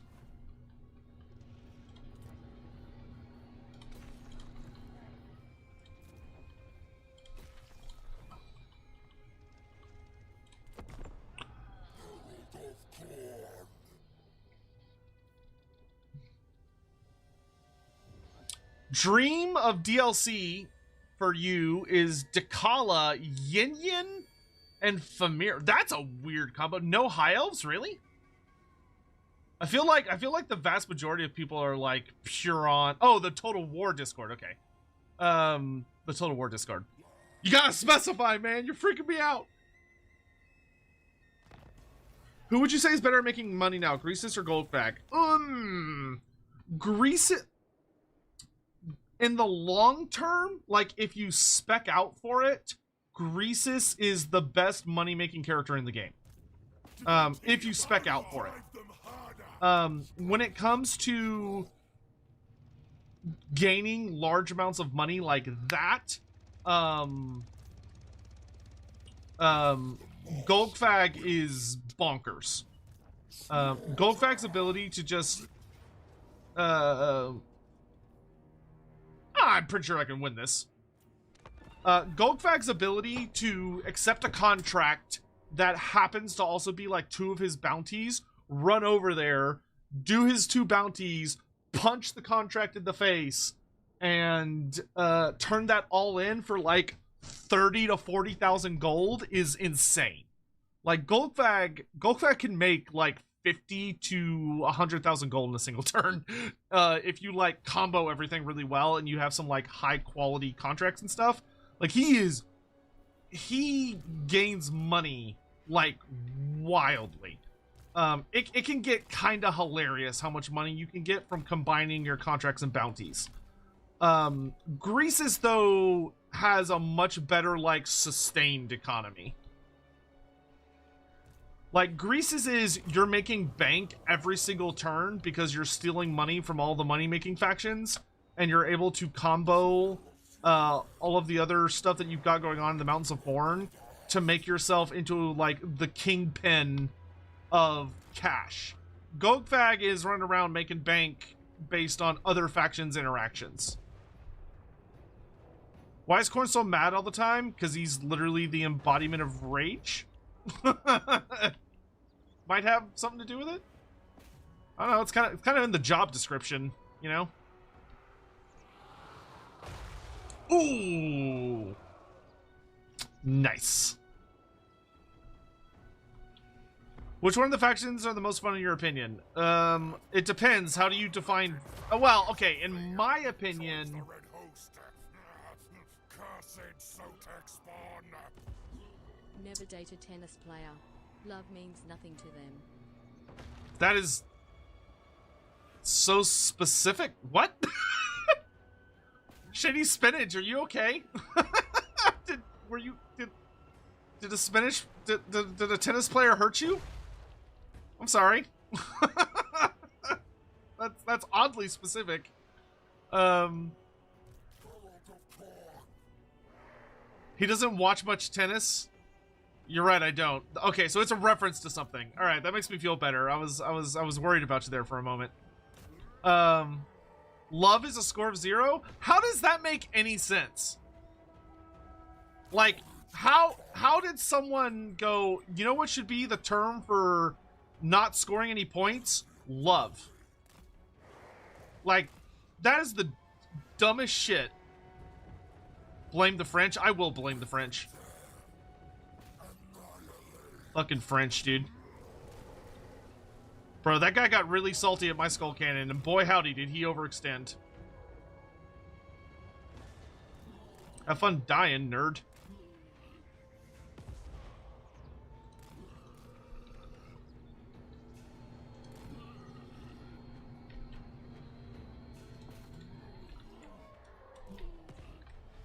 You blame the French for everything? I think that's reasonable.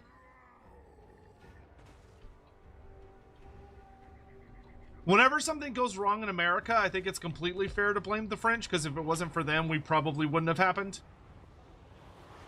For, you know, because they helped us out. So whenever we do something dumb or bad, it's actually their fault, not our fault.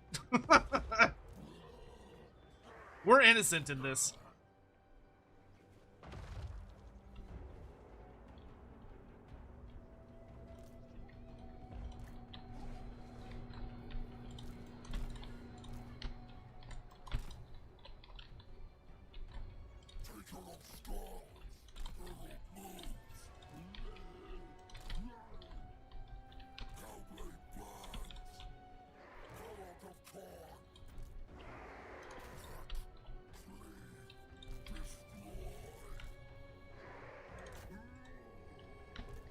Why are we walking? Run! There we go.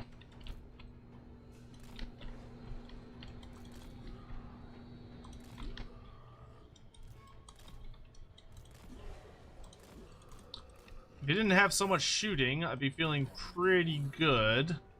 But he does have a lot of shooting.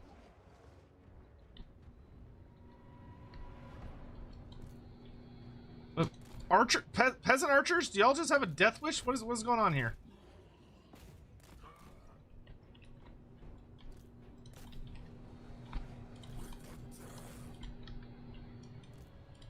Rip and tear until it's done!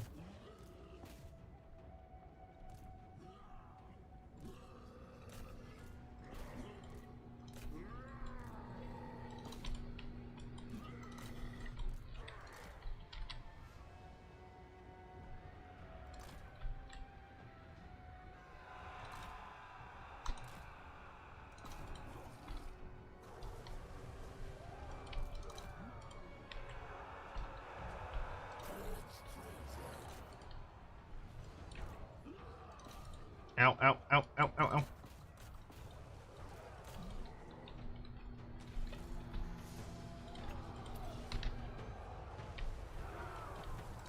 Good job, Furies!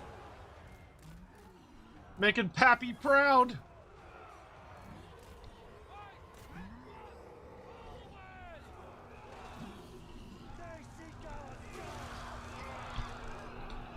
Would Chalkhawks beat Skulltaker one-on-one? That's a, I don't know. That's a toughie. That's a very big toughie. Chalkhawks is certainly much better equipped for it than most characters are. I mean, he'd have a pretty good showing, I think.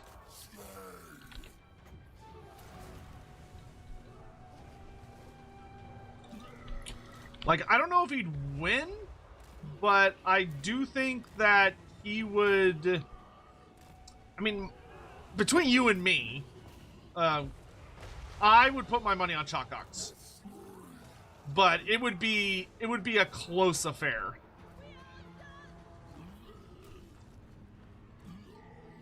Like, it would be messy and it would be ugly. But I think Chalkhawks has a slightly better toolkit than Skulltaker does when it comes to dealing with challenges. Because, I mean, Chalkhawks is pretty bonkers. I mean, Chalkox fought a full-powered Keeper of Secrets and just bodied him. Skulltaker versus Valkia, who would win? My money's on Valkia. I think Valkia would take Skulltaker down.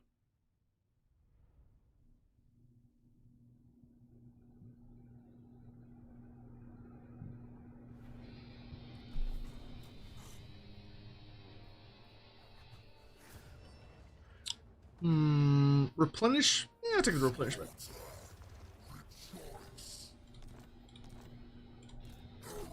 More assets! Feed me! Feed me! Slaughter! Skulltaker! Tedious work, but necessary for success. Work is tedious, Skulltaker. I agree. You're so wise.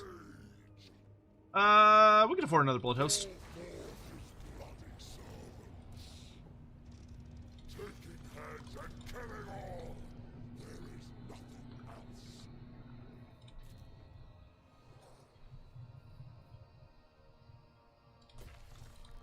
Okay, that's good.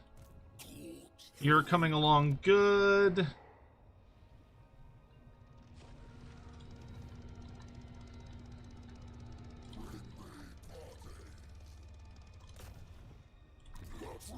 Take skull. Hack and cleave. Done. You can go to Ocean and just find me goodies. Alright. Skulltaker versus Lewin? Oh, Lewin. Lewin fucks up demons, dude.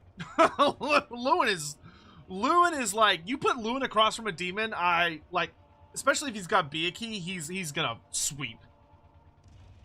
Lewin, literally, his blood is literally, go fuck you, demon, get out of here. Ooh, Great Game Khorne Ascendant. Spectazuma? Spectazuma is mine! How's this DLC compared to Thrones of Decay? I mean, that's very subjective. I really need to be raiding instead of doing what I'm doing. Ooh, extra experience, kill for Khorne. Additional chance for demons to resurrect and campaign stuff. Let's do War's Prayer. That's good. I need to do... I can't really reach you on bow. Where is this? Getting the Crimson Skull takes for fucking ever. Oh, but I could chase you on bow towards me, and I can buff myself with extra movement. So let's do that. So let's go here. Yeah, he's gonna run. If we march stance. Ah, gotcha, bitch. That's fine. I don't mind losing a Fury.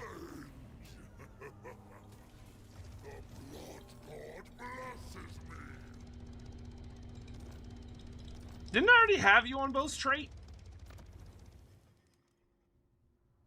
Oh, I guess I didn't. Oh, it was my other character. That's right. Oh, I can finally get my first point. Okay, so this one, when you get this one to max level, it's like God tier. Because it gives you your army is fully replenished every time you defeat a lord.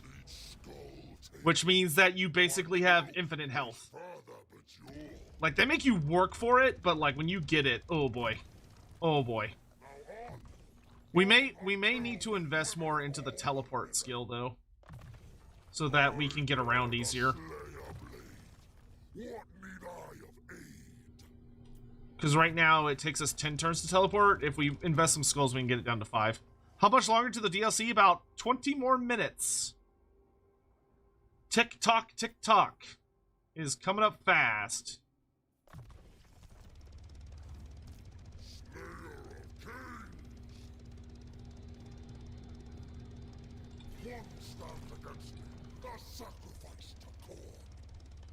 Oh wait, I can actually boost my movement if I move here. I can then do this. Kill these nerds. Which will boost me. Aha! Alright, we're gonna raid here for a bit because that will give me. That'll let me pick up Scylla and Fingrim for my other armies. Which we need to do. I want to do this, but no, I don't really need to because like he's gonna heal up just fine. So yeah, no, that kind of feels like a waste right now. Let's take. So I'm not doing anything at this moment, so we'll take extra units on the next Blood Host. That one's easy because that one's not time sensitive. All right, you. Why don't you pick up? Why don't you pick up some Blood Beasts? Because I think we're gonna stick Scylla in this army for a bit, and he does buff Blood Beasts, so we'll do that. Can I get some good Dark Elf units? Yes, I can get some good Dark Elf units. Ooh, decisions. What do we get? We can get Bolt Throwers. We can get Sisters of Slaughter. We can get Shades. What do y'all think? Do we go Shades for more like just raw range damage support? Sisters of Slaughter I feel like are kind of redundant, but they also match like the Khorne theme better, and then Bolt Throwers would give us more long range engagement because Skull Cannons are fucking tier 4 and we're not there yet.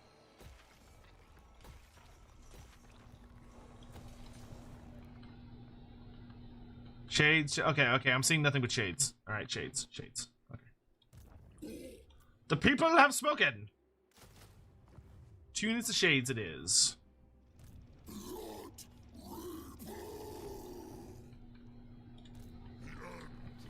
So chat, as the time is winding down, we're getting quite close to the release. What is gonna be y'all's first campaigns?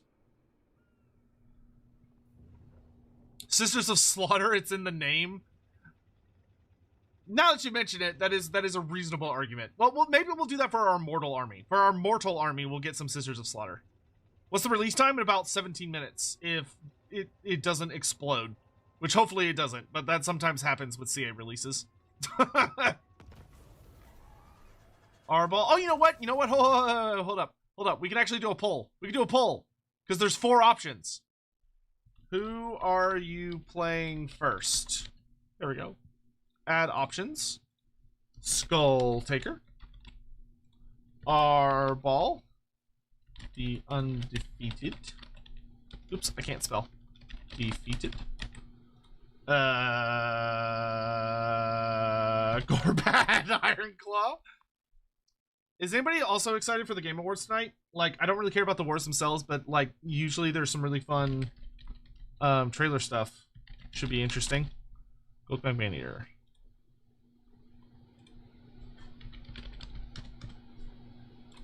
Who are you playing? Okay, and then I'll do it for Twitch chat real quick. I'm just curious.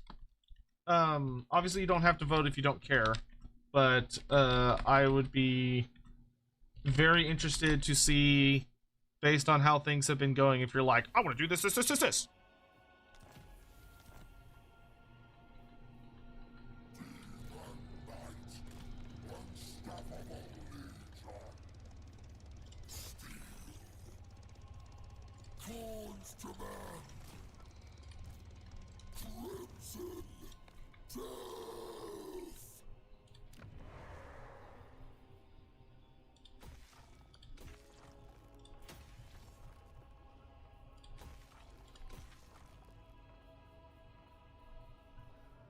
Monument of Izatal.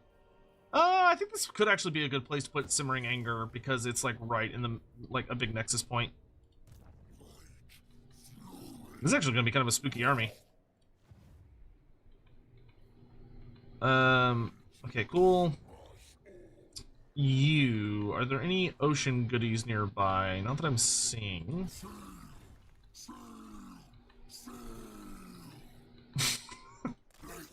Could you imagine if you were stuck in like a room with a Khorne guy and all he's doing is just constantly screaming about whatever it is he's doing at that moment?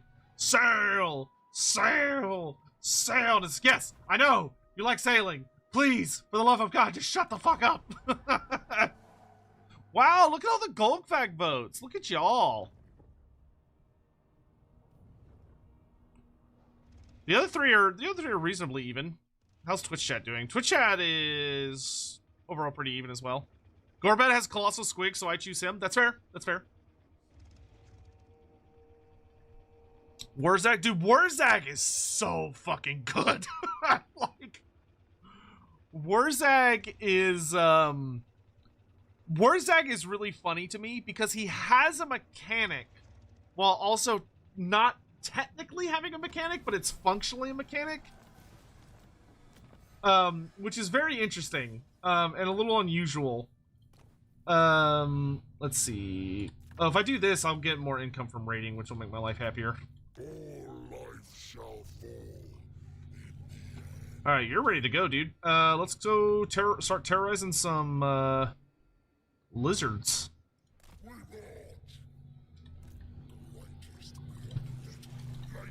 Oh, my economy. Oh, God, it's painful. Khorne's command. Very well.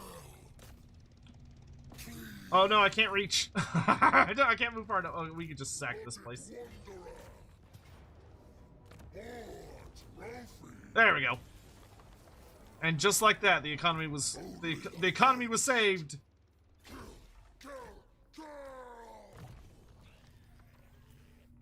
Cleave. But I am strength incarnate. And then let's yeah, we can do maim. And you can start doing summons. Delicioso. Let's do improved post-battle loot. Skulls of the fallen. Khorne. Executed. Blood skulls. Bro, that fucking Blood Reaper having a 100% chance to assassinate is so good. My bro's like, I literally can't miss. I will not be turned. He's just too good, man. Bloodshed. Set sail. Rest. Worship. Full speed. Alright, so we're gonna send him to go start terrorizing the coast. Oh, we can get the Temple Miss. Oh, I think I missed this one when I did my video. Temple Miss Corrupted. The Temple Miss Enchanted Fog protects none as the demons of Khorne walk freely through the mist. Gives 300 gold per turn, Fleshhound Garrison. Wow, reduced by 20% campaign movement in the province. Damn, alright. Sounds good to me.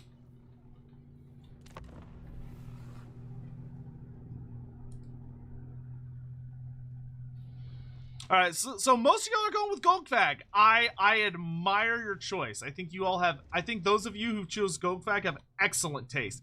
That being said, there are some really, really good new campaigns. Like Warzag is bonkers. Skarsnik is incredible. Skarsnik is so good now. Skarsnik is insane.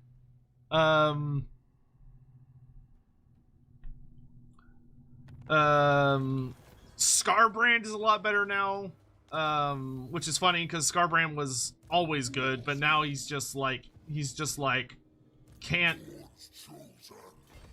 He just can't stop winning. Obsidian Amulet. Oh, I got a lot of Talismans of Endurance. We got some extra armor I can... Nice! I can get rid of these Obsidian item. I fucking hate you. Engineer's Knapsack. Oh, well, okay, that's actually not horrible if I use it on like a skull cannon heavy army. Interesting. Okay. Or actually, I've got a bunch of shades in this army. I could slap that on this dude for now.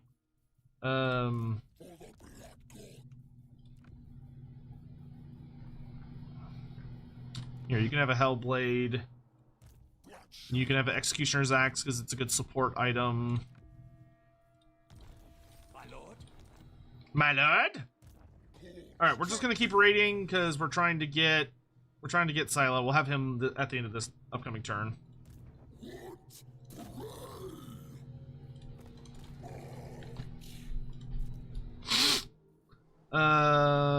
Yep. Let's upgrade our Hellport. Well, money's a little tight.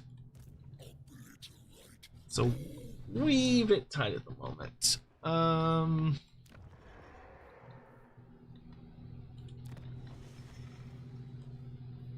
We could upgrade to a max tier garrison, and then maybe let's hold off there for a bit.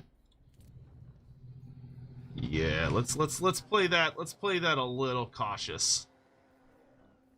Let's play that a little cautious. We can actually grab that building, which will increase our income faction-wide some more. That's fine. I don't want to have a ruin. Okay, that's it. Okay, we'll stop there.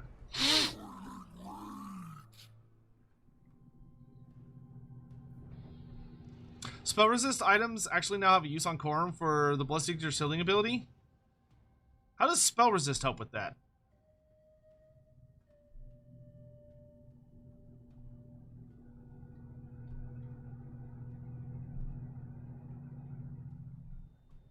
Why does the cultist of Khorne have an engineering degree? Listen, you don't know what he did before he became a cultist, right? That man lived a full life before he became a cultist. I missed your super chat? Oh no! Warzak's working mischief. We know that the 8 winds are all the base of all magic, but how are the new lores made, such as Gastromancy or Lore of the Deep? There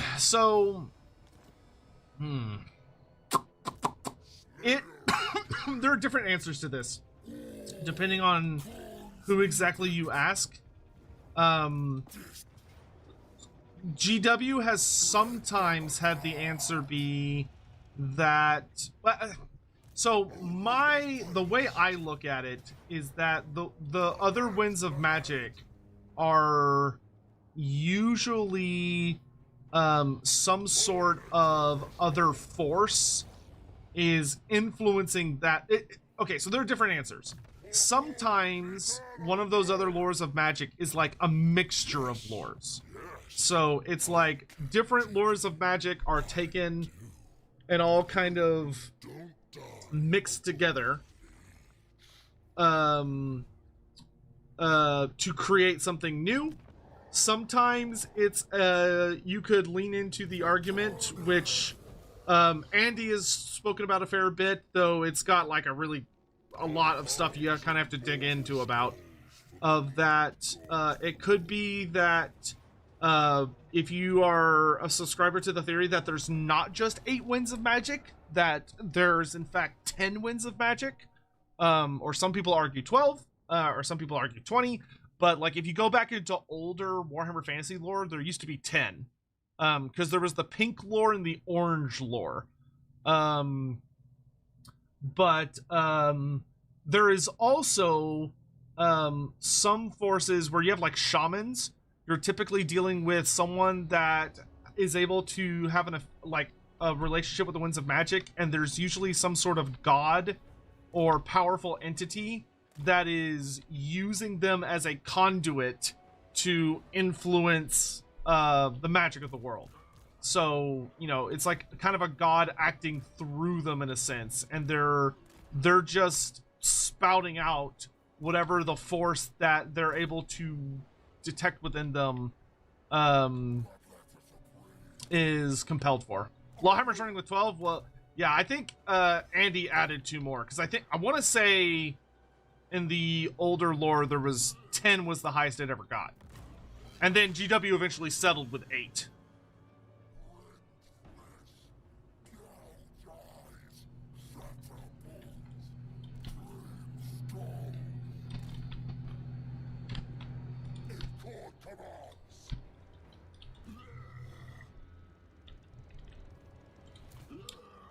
I think it's funny that there's 8 Lords of Magic in Aegis Khorne's number. Yeah, almost like there might be an interesting story there. How mysterious, how strange, how curious.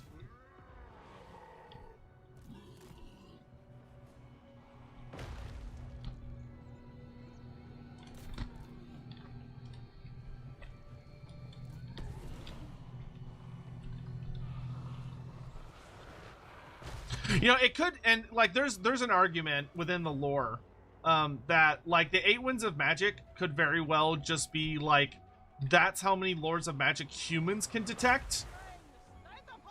That was weird. You know, kind of like the color spectrum, how like we know that there are, you know, waves of there are links of light, so there are certain colors that on the visual spectrum that we can't see. Humans just can't see them. We don't have the eyes for it. So you could argue that there's something similar with magic. That there are winds of magic that cannot be seen or detected in any way or sensed by humans. But they can be by elves or, you know, other Slann or whatever race you want to insert here.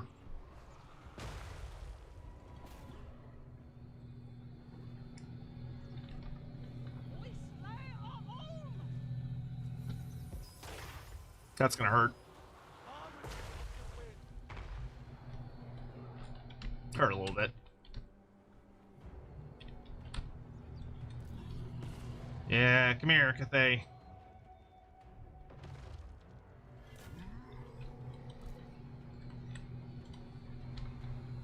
Not the most accurate skull cannon we've had today.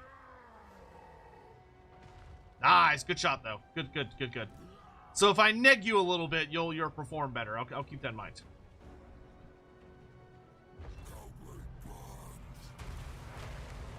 Oh God, he mirrored me.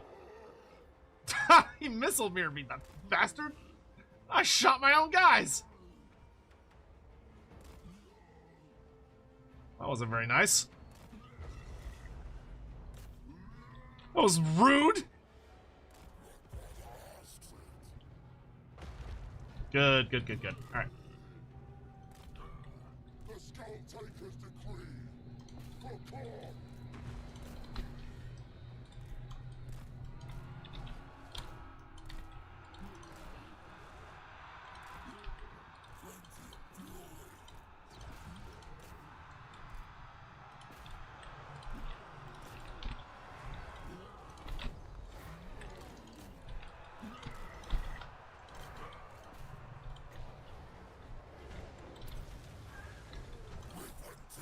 Fuck your shotguns. I don't like shotguns.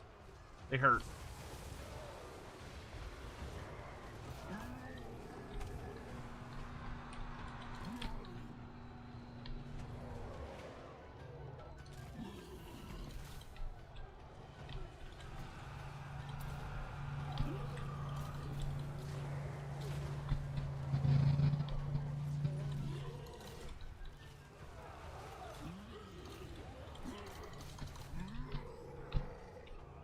Nicely done. Good job.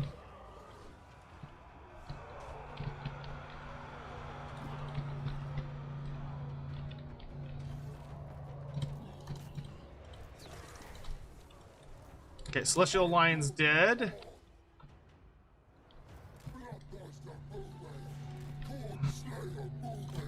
Why don't you go kill these Jade Lancers? Make yourself useful.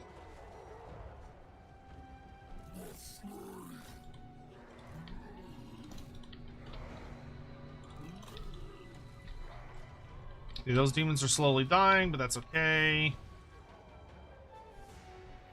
Especially if I make them immortal. Bloodthirster, please kill this big thing for me.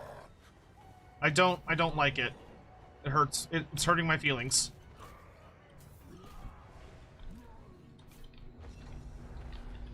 No! Fucking AI is using the missile mirror very efficiently. Literally like the millisecond before I shoot. Oh no, that hurts. Get away from me.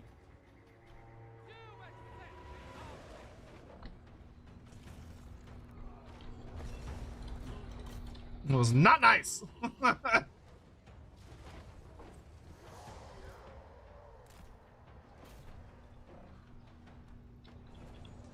Oh, my lord is super dead.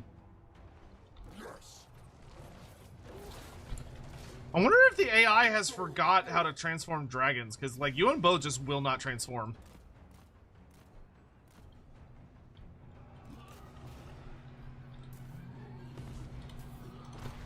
Good shot. Alright, that's all shattered. Alright, reform the line! Be a shame if someone fucked up your formation.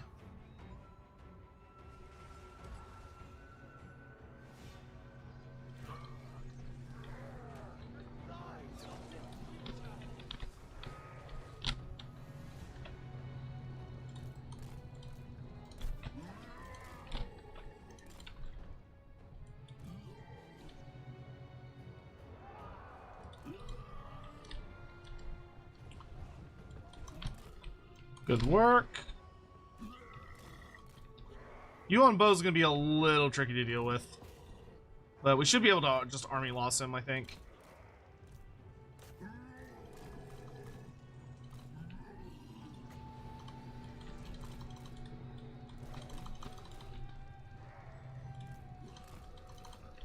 Bro, I'm not fighting you. Fuck off.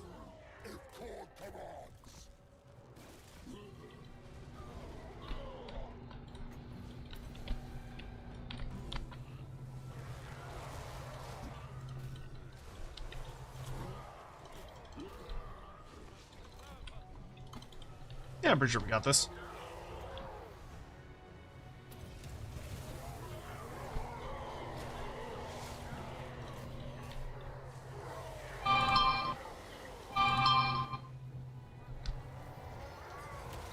It's 9 o'clock! The Kitsune Adventures cheered. X100. With Old World bringing out new or old lore characters, do you think we will see them in WH3?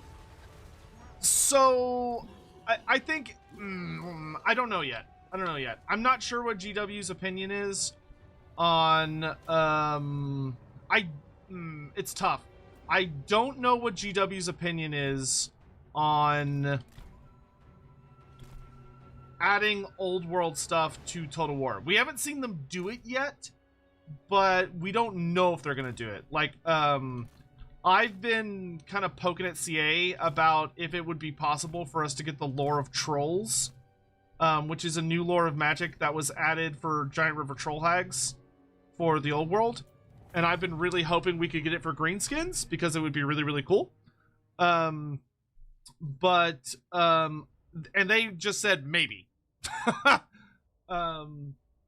right, I'm gonna check if Fanatical has it up immediately, or if it's. I'm curious if it's gonna take a bit, or if it's just like up right now. Yeah, I don't think it's up yet. Yeah, so if you're going to get the DLC right now, unfortunately, I do not have an affiliate link for it at this exact moment in time. But as soon as I do, I'll let y'all know. But for everyone that's getting into it, I hope you have a wonderful time. Scylla, the big monkey. Alright, we're gonna send him south. I hope you're all excited. I hope you have a wonderful time with the DLC. And you get to have lots of ridiculous, fun, goofy-ass adventures. And it's marvelous and kick-ass and everything you want it to be. I dearly hope you have a wonderful time with it.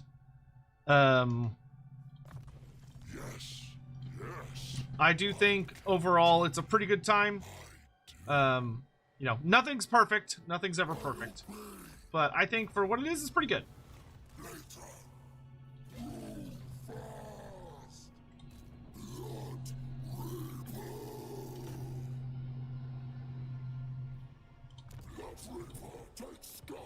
Just type in Omens of Destruction in the search bar. Are you talking about on Steam?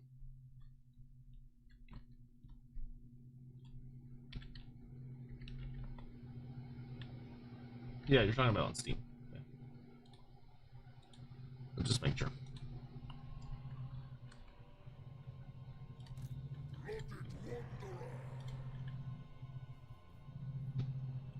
By the way, if you haven't, do consider joining our Discord community. I would love to see y'all chatting in the Total War Discords and stuff about, or like our Total War channels on the Discord, about how your campaigns are going, like sharing screenshots of like fun fights you're having or things you've been up to. I love seeing the kind of shit y'all get up to, genuinely. So please feel free to join our community, and if you do, you know, let us know how it's going. Because I do genuinely enjoy hearing from y'all about that kind of stuff. I wish the fucking... I wish Karanak was not such a bitch to get, that he requires a fucking tier 4 building to unlock. To the blood speaker thingy, don't abilities kind of spell damage to your speaker. Oh, that's what you meant, Hoppit. Yeah, that may actually be the case. I did not think about that. That's a good point. Why no pack on Steam? The pack is on Steam. You have to search. You have to search for Omens specifically on Steam. Did I know why they added the hinterlands of Cathay? Because they wanted more territory on the map, and it was sitting right there. I guess. I don't know. They don't. They. There was not. there was no like great meeting where CA was like, "Hey guys, we're doing this thing." Just so you know, like they don't tell us that kind of shit. They just do stuff. The Jade Court is dead. Excellent.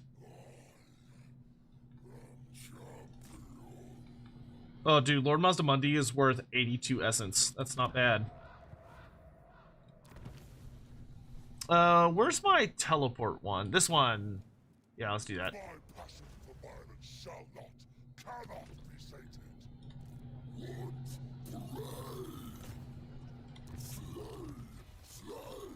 Oh my god, he just got another 10% success chance. That is wild. that guy's amazing. Why is there no patch note vid? Oh no, am I gonna do a patch note vid? Yes, I am. I'm probably gonna record it at some point today and release it sometime later today. Or early tomorrow morning. I'm gonna like eat lunch and relax a bit after the stream, and then I'll probably record it before the Game Awards. I don't know when the Game Awards start, but I assume it's in the afternoon/evening.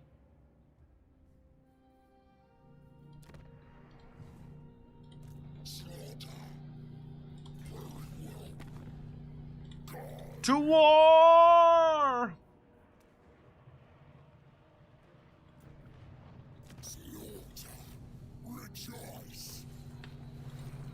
We're gonna be sacking all the things, just sacks on sacks on sacks. Sacks all over everybody's face. Because I need the money.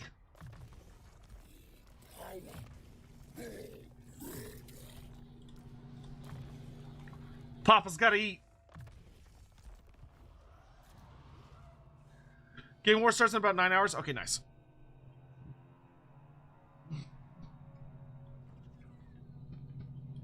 Only the finest.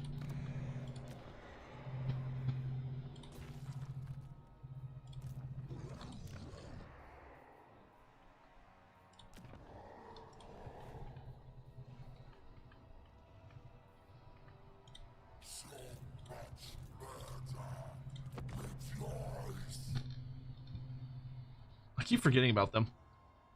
But where's the Fishman video? Up your butt and around the corner. Do I have a link or something to support me when buying this DLC? Not yet. As soon as I have it, I will send it I'll post it everywhere. But it's not on Fanatical yet. It will be probably later today, and if not, probably tomorrow. But if you want to play right now and you're like home and whatever, don't worry about it. It's really only for people that are like not in a hurry. I don't even know where this clan is, so yeah, I guess I'll accept that for now. I have no idea where you are. Spoils of battle, 25% extra income from sacking. Hell yeah, give me that. Takes only one turn. Shall be unmatched. Sail on. Wait. Full speed. full speed ahead. All right.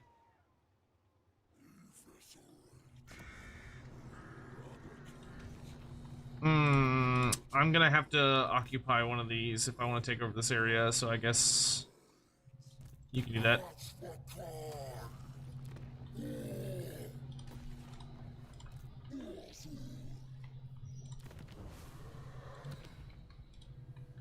I've caught so many skulls.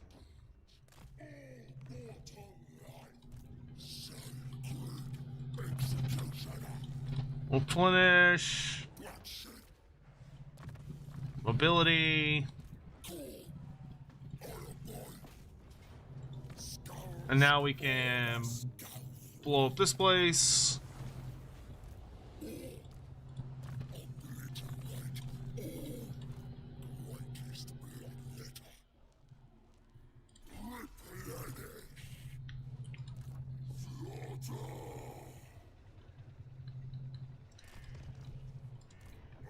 Yeah, I think we attack the lizardmen.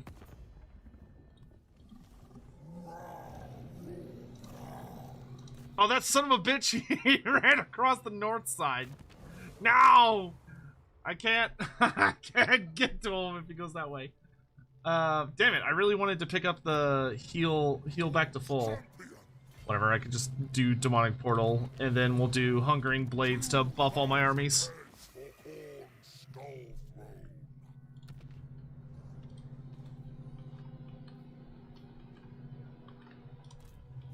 Alright, we're just globally fighting the lizard. How much longer till my teleport's back? Oh, my teleport is back. Okay, so we can teleport to Mazda Money next turn. After I blow up this lizard army. I'd like to see another DLC in 4 months. Do you think it's reasonable? It's possible, certainly. Alright. That's a lot of skinks. Okay. I think that this is an acceptable place to call it for today. I have guided you all to the portal, but the portal is now open. And you are able to go forth and enjoy it for yourselves, and I'm sure lots of people are going to be streaming it and doing all that stuff as we go into kind of the middle of the day. But I think for now, I'm going to be signing off because I am very, very hungry, and also kind of tired. So I hope you all have a wonderful time with Omens of Destruction. And even if you're not getting the DLC, I hope you're just enjoying the new patch that hopefully has, lots of exciting new enemies and other stuff for you to punch in the face. But I'm going to go ahead and skedaddle for the day. Turn is going to be running a really big tournament today, I believe, which should be really, really fun, that anybody can sign up for. So that should be a good time. And yeah, I just hope you all have a lovely day. I will send you on a raid. Twitch viewers, YouTube viewers, I don't see anybody online. I'm too lazy to look anybody up. Let's go. Oh yeah, Nerd Rage Fred is playing some Total War Warhammer. So if you're like, I need more, I don't have my fix, I'll send you over there and you can enjoy some more there. But please have a wonderful day. I'm gonna go get food. Happy Omens Day, happy Destruction Day, yada yada yada yada. I'll see you guys next time. Take care.